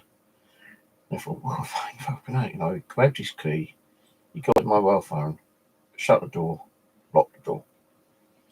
He's gone to the house and he's just about to ring up his wife to say, well, what time are you home? Because I've come home early and I left the keys in the house. I ain't got no way of getting in. And as he's on the phone to the wife, the door of the house actually opens on its own.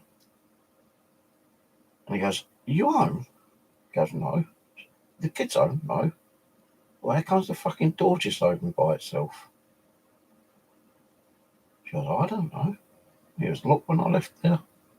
He goes, I know, because I just tried knocking, you know, I'm here at the door, you know, thinking you was home. I pushed the door, you know, thinking the door might be on the latch. It wasn't on the latch. Because sometimes his wife would actually, if she heard him, she'd just open the door and put it on the latch so he can just walk in, so he can get the keys out. So that's a bit fucking weird.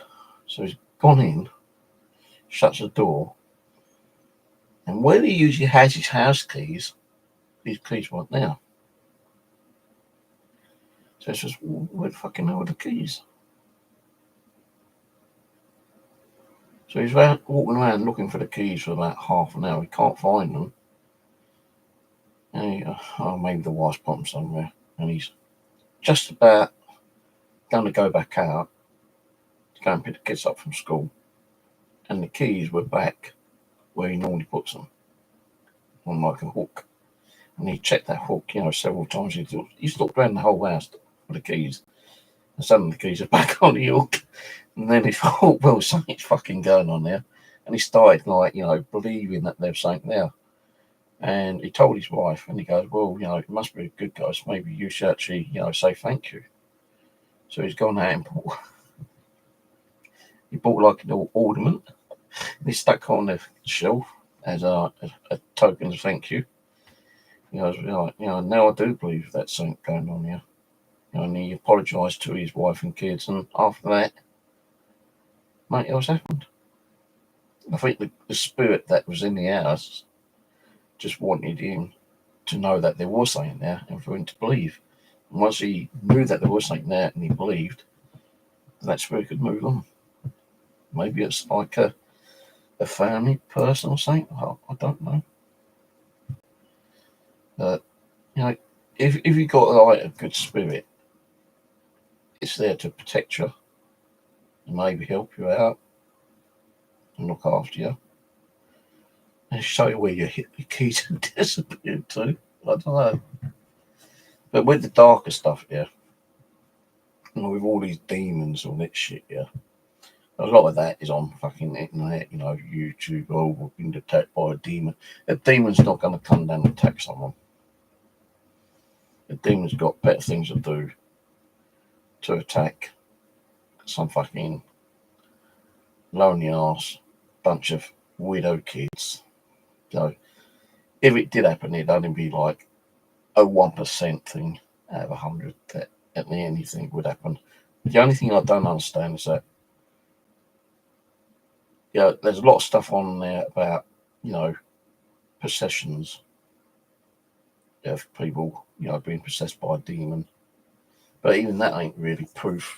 You might get documentaries on it, but it's only like a small percentage of because if they were real demons and they wanted to fucking attack someone, they'd be out hunting anyone, wouldn't they? They'd be attacking everyone in the fucking world if there's that many demons out there.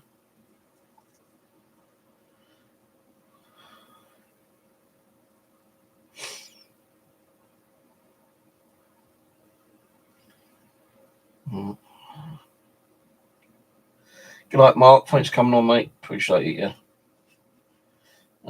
don't know when I'll be on next. I'm going to come on here every now and then. But I'm going to go in a minute anyway. I'm not eating today. All I've had is 2 light chocolate biscuits. Not really hungry, actually, because I had a large kebab yesterday and side salad and a portion of chips and a couple of chicken wings. £16 that fucking cost me. I would have Chinese, but I don't have the money to go around the Chinese shop because they don't take credit card. They take card online, but it's more expensive to buy it online than actually going around. Tomorrow, I've got to go and do a little bit of shopping. Take that fucking thing up to the post office before they charge me £145 for a non-return router from Virgin Media. They've already stung me for £26 through credit agency, and the credit agency stuck another £10 on top. So I've been trying to ring them up to explain. Hopefully they would cancel it off, but I can't get through to them. So before they put that through the fucking credit agency, that's going to go into the post office tomorrow. So it means I'm going to have to go to either Stretton or Mitcham to get a bit of shopping. I was going to go to Lidl's because I'm out of drinks. As you know, I drink these Kong things. I only got one left in there, in the kitchen, and that one. But I don't want to be out too long tomorrow because of my knees, and I might even leave that till Thursday actually and not go out because I've got that computer coming tomorrow, hopefully. As I say, I don't think I'll be like taking it out of the box and getting up and running straight away. I might leave that till Thursday, go out and do my stuff and come home and sit down and get the other computer up and running tomorrow on Thursday. And if it does turn up tomorrow, I want to Thursday to get it out of the box and start messing around with it.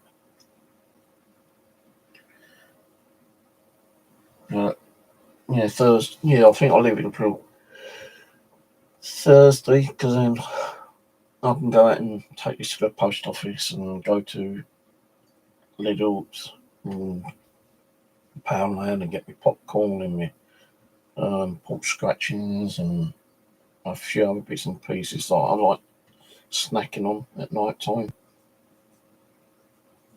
The only thing I've got in the cupboards at the moment I can eat in there is cheese and crackers with sliced chicken. Really slim sliced chicken things.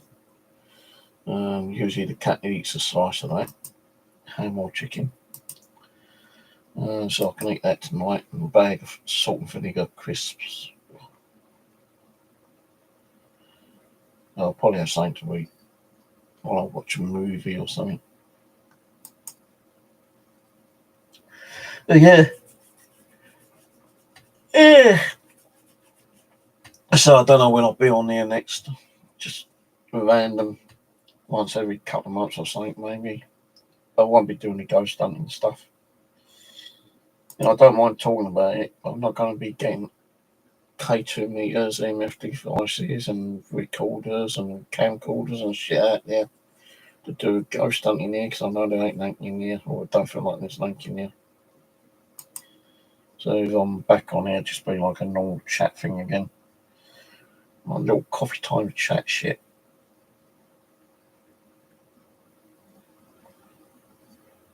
Well, you superbly supernatural. Hello. I've seen you here before. Let's see what you do.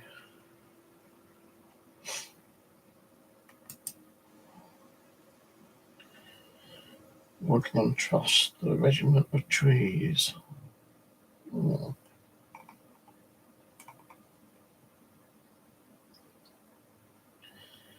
At the Memorial of Emily Davis on Epsom Downs.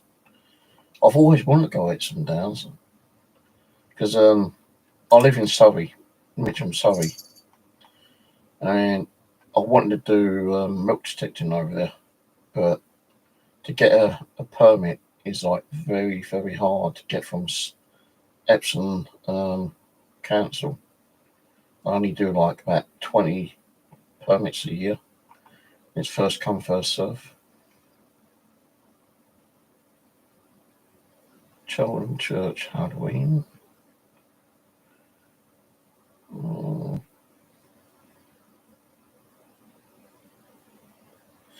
Have you ever done Wimbledon Common? I'll tell you want to go Wimbledon Common, mate. Especially late at night. Oh. If you go back on some of my videos on Wimbledon Common, it is fucking creepy up there. We've got some weird stuff over there.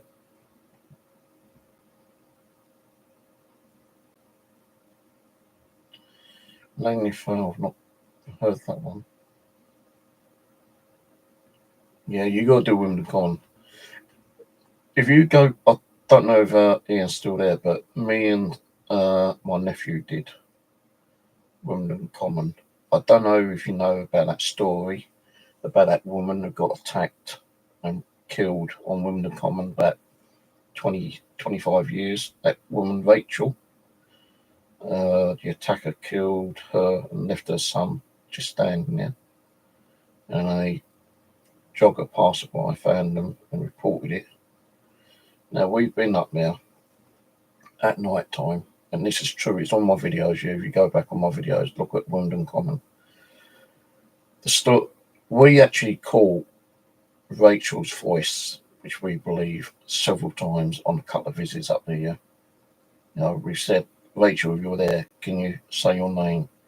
And on EVP, we hear a lady in the background going, Rachel. And we didn't hear it until we played it back later that night. But we asked 3 times for Rachel to say the name. And 3 times we caught her name on that night. But there's like decibel, it sounds like Rachel, then Rachel, then more of a longer pronouncement, Rachel kind of thing. So we caught that on there. And the other thing is that there's supposed to be a headless horseman up there. And we caught the sound after midnight, not far from the golf course, a sound of a horse galloping. Now, we had night vision cameras on there. Didn't see it, but we heard it. The only thing we did capture was it looked like someone running along one of the pathways which led up to the golf course. And someone said that was like a spirit of a jogger. But we did find later in the Well, after we caught that, probably about 20 minutes later, we was walking up that way, and funny enough, we bumped into a female jogger. But the thing is, we asked her if she'd run up that way, and she said no. I said, I said to her, well, why that this time of night? And the story being is that, she was attacked during daytime on a common where she used to live. And she don't like jogging during daytime there, so she goes out jogging at night time. She feels it more kind of like pleasant and, soothing and peaceful at night time. And we thought it was a bit weird for a woman to be jogging on the common around about 12:30, 1 o'clock at night. Very strange. And then also, we we got stopped by the police up there. The police car saw us and stopped us, said, what you doing? We told them. And like one police officer said, oh, we believe that, he's seen and heard things on there and stories about it. The other police officer didn't believe it at all. And, we said, well, we're not doing anything wrong. And no, he goes, the only thing is that we were just hoping that you could tell us the way out because we kind of got lost. And like, we didn't know the entrance, we brought up like the Google map. So we got to go down this road, this pathway, turn left and turn right. Then you should be, near the gate and go out that way. I said, okay, thanks, look. And then like about half an hour later, 3/4 an hour later, same fucking police car came up. He goes, yeah, mate, we still can't find the way out. We was pissing ourselves. I said, well, look, you give a lift. We're trying to, direct you. He goes, no, we can't have you in the car unless we arrest you. But they did drive off, and we think they found their way out because like after the second time we saw them, we only stayed about 30 minutes later. And then we fucking got lost. We couldn't find a way out. That kind of feeling, like, you're walking down a maze and you think you found your way out, but it leads down another, like, part of the maze. You think, well, you follow that track and then turn left. That's definitely got to take you out to the entrance or the exit. And you go down and turn left, and it's like, no, it's not the entrance or the exits. And you just keep going deeper and deeper. That's what it felt like at that particular night. But, when we did decide to leave, because, it was like 2 o'clock in the morning, it took us an hour to fucking find a way out, Right, let's have a look. Yeah, watch the, the EVP's on now. I don't know.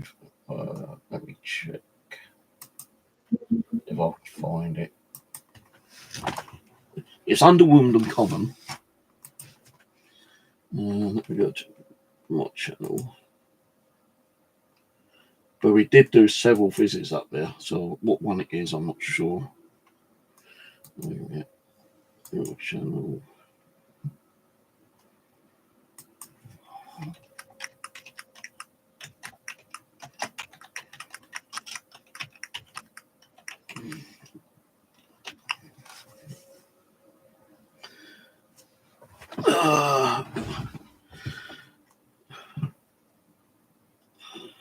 I don't know if this will work, but it does come up with a list of stuff on there. We got Wimbledon Common Part 1 missing unseen file footage, and that was a really bad camera we were using that night.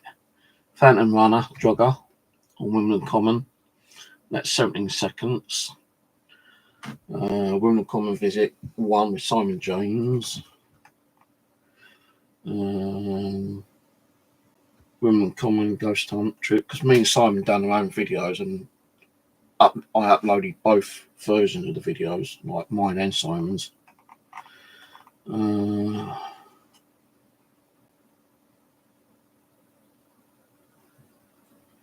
on. There's one. This is like 9 years ago. Wimbledon Common visit, the return with Simon James. This time we try the Ghost Meter Pro, where we had positive hits on asking for Rachel's name. Apart from that, the K2 meter went off. Continue Wimbledon Common Part 1, Part 2, Episode 1, Part 2. Here we hear the sound of the so-called ghost horse. We think we hear it in Part 1, but we hear it again more clearly in Part 2. Part 3 is to follow. And I don't know if Part 3 was uploaded or not. We did do Randy the Windmill. Me and Simon James, and where the windmill is, you got a building there. You've got a windmill and you've got some other buildings there, I think. Now we thought we saw something looking out at us at one of the windows, and on careful review, it kind of looked like a stationary kind of thing. You know, it wasn't moving, but if you kind of like moved side to side, it did look like it was moving. I can't remember if Simon actually went back with me during the daytime, but it was a Manicore. You know, one of those like plastic dummy things. We think it was that, which made us think it's like someone looking out the window. But the thing is, on that particular video, we did see a few other things on that video, and that's Room to Common Visit 1 with Simon and Steve, or Steve and Simon. And it says, meet up for the first time to do investigation together. We hit the Wimbledon Common to see what evidence we uncover from the stories told about a female and about female being killed way back in the 1990s. What evidence will we cover? And that's the one with Rachel Nichol. Do you want to know more about that? Oh, it's fucking pop-up shit. There is a bit of a story on Rachel Nichol there. Her son's been interviewed, you know, and her husband, who are still alive, you know, have been interviewed several times. But if you research Rachel Nichols, it tells you about the murderer. You know, the murderers murdered several women on there as well.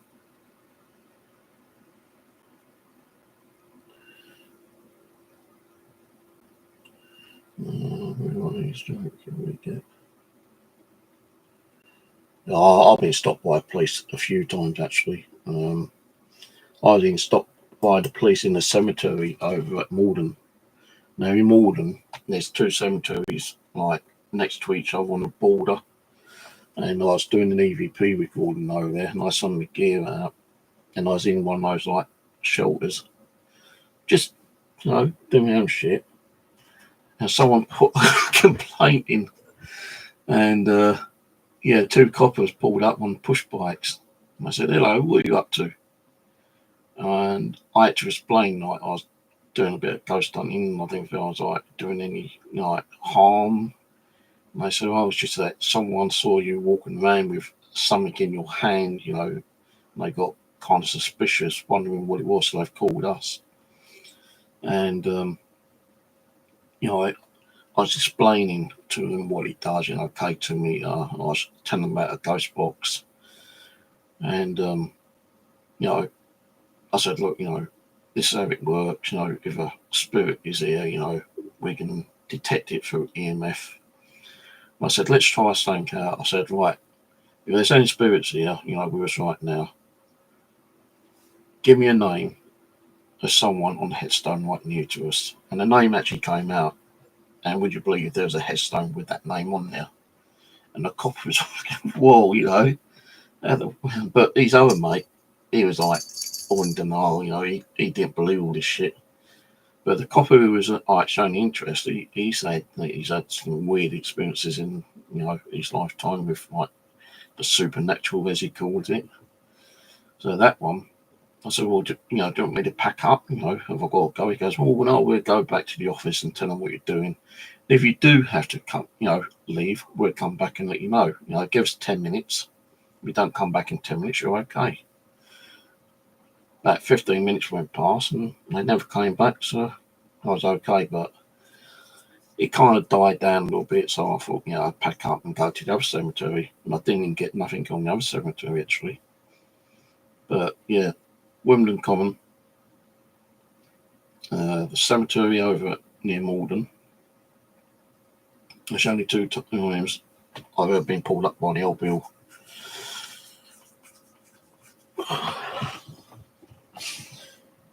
I've watched a few videos on YouTube where people, police officers had very frightful scares, in the paranormal, where, people have gone to like a cemetery and heard screams and they just fucking ran back to the car. Police car going down up Main Road. These are all different locations in the world. Police car going down the dark road and see someone jumps out and he thinks that he's hit someone. He's jumped out of the car and there's no one there. The one that I do remember, that a police car is actually chasing another car, and this is on YouTube. Police car's chasing another car and the car suddenly stops at dead end. Coppers jumped out to comprehend the man or whoever's driving. They've gone to the car and there's no one there. Car doors are locked and they didn't see no one get out of the car whatsoever. And they was like, well, what the fuck's happened here? Where's this person who was just stopped? Where did he disappear to? So I think that was a haunted car. Bit like Christine in one way. You remember that movie, Christine, Who Takes Revenge? I might go and watch that later, actually. Christine, that's a good movie. I believe we went to St Mary's in Merton, and it was active. Me and Steve Cooper went to the cemetery. Let me see if I can find it. I've got to go to my channel again.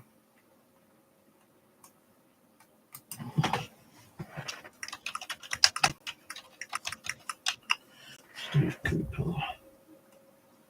Yeah, we've been there. St Mary's Church, Epsom, Surrey. We caught a few weird things there. Anyway. Video is a bit bad on there though. It's under 480p because the cameras we used was a bit shitty. But yeah, we've been there. That's that one, St Mary's Church. See, Steve makes really good ghost boxes. Like the Coop boxes. I don't know if you've ever heard of them, Coop boxes. Another one, Barnes Common. We've been there. Where else have we been?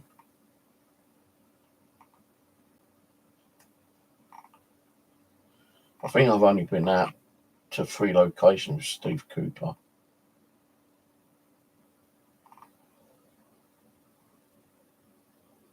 Oh, Old Bedminton. We went there to the airfield, testing out one of these ghost boxes that he built me.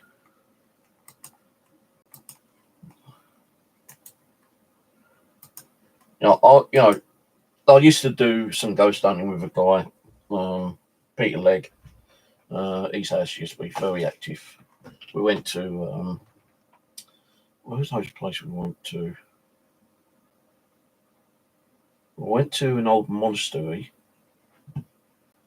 and we also did Puckley Village twice, where I did actually catch an image of a little girl walking from one tree to another tree and just disappearing. So Puckley Village definitely fucking haunted. So otherwise, why would I catch a little girl on live video walking from one tree to another and suddenly disappearing? What was that other place we went to?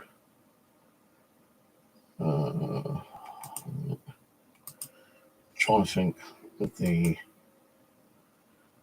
ones where me and Peter Legg went to.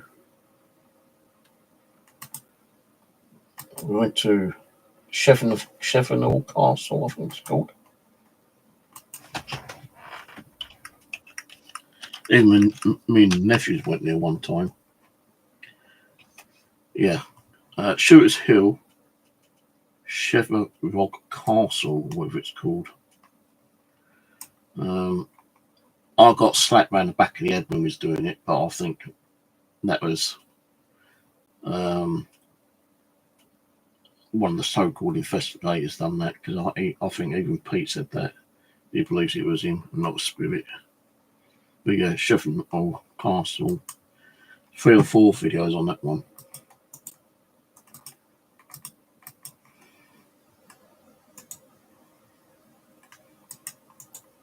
That's just one of them. If you do like Sheffield Castle, there's like 3 or 4 on there. Because we went there. There's a full video, then there's being attacked at Sheffield Castle, Shooters Hill. I found out it was him, one of the investigators, because Peter was told it was him who'd done it.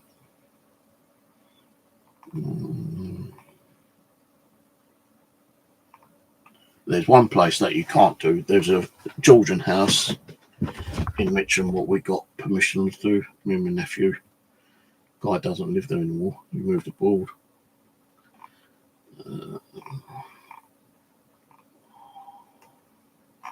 Trying to think of other one that Steve Cooper did.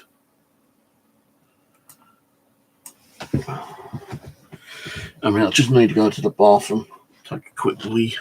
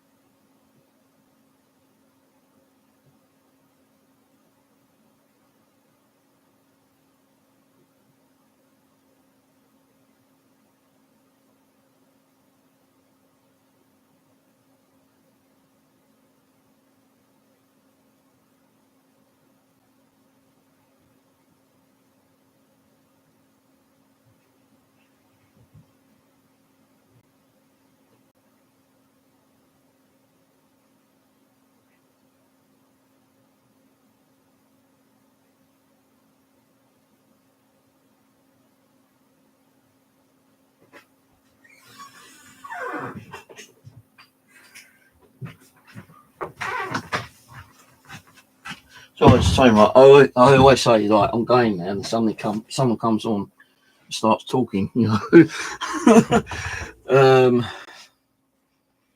Yeah, we did Sheffield Castle. I'm trying to think that.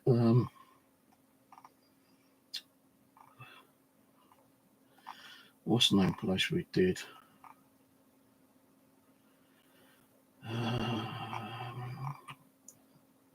It's an old monastery. Caught some weird fucking shit over there as well.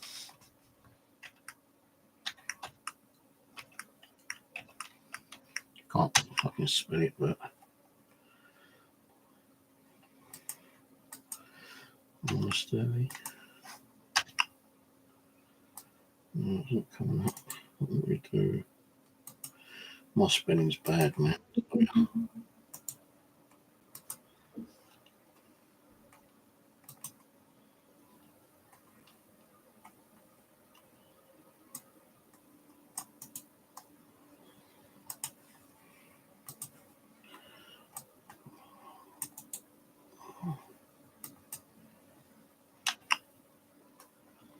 Abbey Woods Monastery.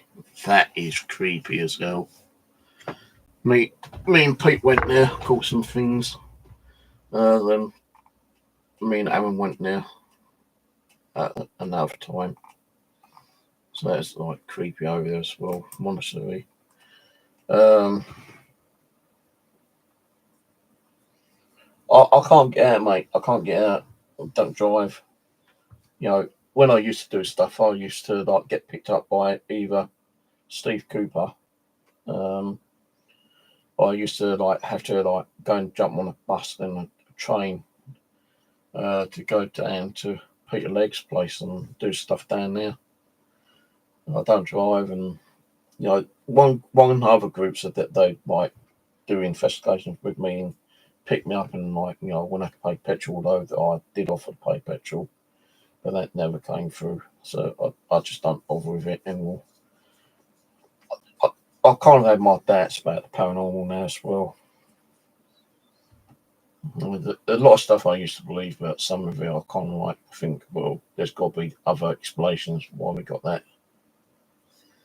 But I'll tell you one other place you want to try out, and I've had a lot of weird shit happen over there with me and Aaron, and Steve Cooper went there with me one time.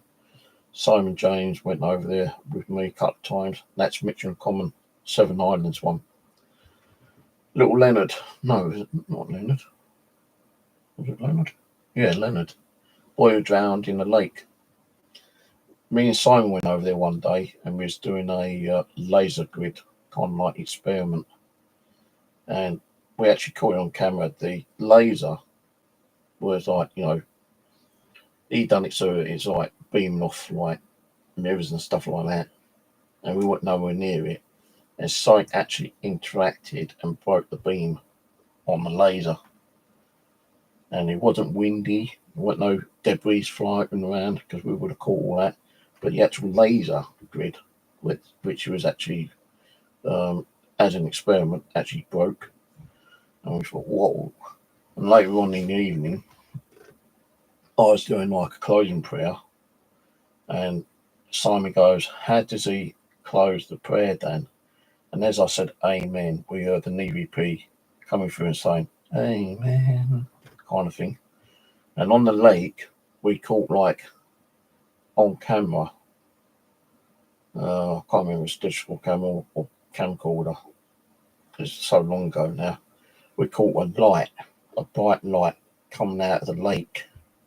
And that lake was the one where that little boy Leonard, who drowned back in the 50s, I think it was, because he was in the papers. If you do like Google search, boy drowns in Mitchell Common, you'll find it. And we saw this bright light coming out of the lake. And we know helicopters have like lights beaming down, but there weren't no helicopters around. It's just like this bright light suddenly appears out of nowhere and then disappears. That was like kind of whoa. Was we releasing like little Leonard's like spirit from the lake? Because every time we used to go there, my K2 would go crazy, you know, and I always thought it's like Leonard. I say, Leonard, light up the K2, you know, let me know you're here. And the K2 would just go, you know, like ballistic. And I said to him, look, you know, if you don't want to be here, mate, you can always come home with me. And I believe he did come over to my place and stayed for a certain amount of time, but he still kept going back to the common because he liked it there. But I don't feel like he is either here or in the common anymore. But there's been a lot of deaths over there, a lot of deaths, and it don't mean there's like little Linda. There is a spirit of a high woman over there, and I'm being honest with you, I always used to put coins in a little hole in a tree, right? No one knew about it, just me. I was one of the family a little while. I thought, no, it's true. I'll put some coins in there because like high women always wanted the coins. I put like some coppers, 2, 3p, 2 or 3p, 5p, 10p. I'd go back a few days later, and they've gone, completely disappeared. And I can't see me and kids like climbing up on the tree, and finding the hole and digging in the hole because I always like put the coins in there, then I'll cover it up with like a bit of dirt and branches and debris. But when I've gone back and I've dug it out, coins ain't there. So Highwayman is over there. They reckon that from many hundreds of years ago, when old the Highwayman used to Dick Turpin used to roam across all the commons, and apparently he used to ride through Mitcham Common. Now I'm not saying that is Dick Turpin, the Highwayman, but they say that there is a spirit of a Highwayman that was seen and heard on the common. Leonard's definitely been seen by a guy walking home one night. That's in the paper. We've seen like a bright white image of a little boy riding a cycle across the common, and he kind of like cycles into the lake and disappears. That's in the papers, so that ain't a made up story. That's true. But yeah, Rachel in the Wimbledon Common. That's crazy. That is. What else is there? Jordan's Wood. Cool. Fucking some really interesting, weird apparitions there. Jordan's Wood. I even contacted the what's it called? The Forestry Commission of Jordan's Wood, and I told them about it. And I said that, where the video is, and I said, if you want to write up something, just write up. And I didn't hear nothing from them for, a couple of months, and I rang them back up, and I said, well, we saw it, we're, flabbergasted and what you caught, but we're not going to put it in the paper because we don't want to scare the public. We don't want to say it's haunted and, the public stop coming. So I said, well, I'm not taking it down. Oh, no, you don't have to take it down. But, we're not going to put it in the paper, like article thing saying that the Jordan's Wood is haunted. But yeah, Jordan's Wood, down in Bexley, where I used to live when I was a kid, that's haunted. The old fields where the mental asylum used to be.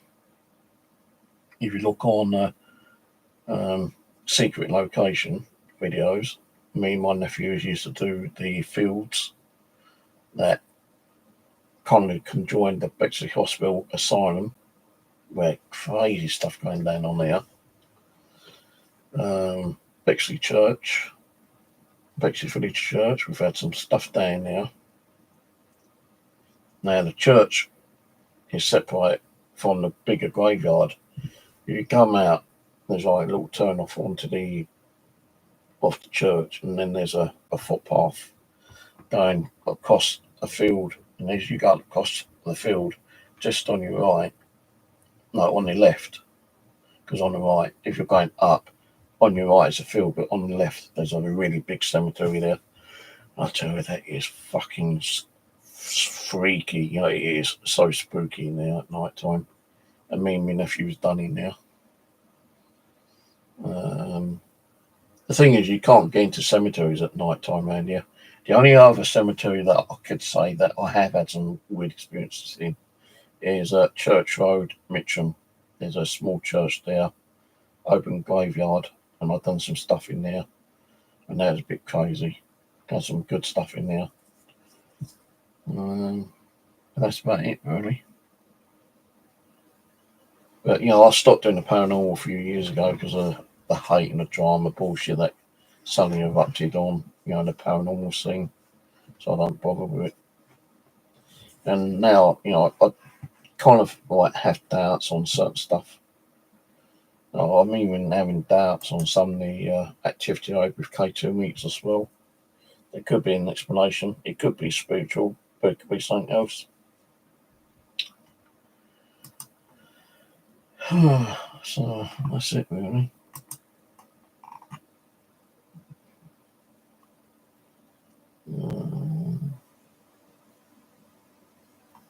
I used to be able to get into the cemetery around now, around to my place where the Jewish cemetery is, but I think they knew that we was going in at night time, and they've made it a lot more secure there now.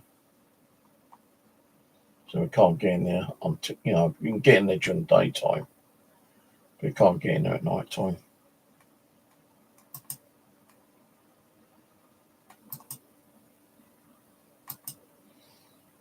No, I've always said, right, some of the locations that I've had activity from, is places where no one would ever think about going. Like a local common, fields. Like I've been to a field, can't remember where it is now, it's not far. About 45 minutes on the bus from here. I was getting K2 hits during the daytime on this field, which is inside this big park. Which common, I didn't think anything was happening now. I never researched it until I started getting stuff there. EVPs, stuff on photo, video, the sensation, the feelings, just woodlands, woods. You don't know what's in them woods, because you could go into a forest or woodland that's been there for hundreds of years. People are going to be dead. Highwaymen could have been killing people for their loot. Highwaymen could have been killed themselves. Old farm fields. I've had stuff on farmland. Things that you may not think might not be active. I'm pretty sure you're going to get something, even if it's an EVP or something like that, or a device going off. Yeah, it's kind of unusual where you can get stuff. No, even your own home can be active and you may not know about it.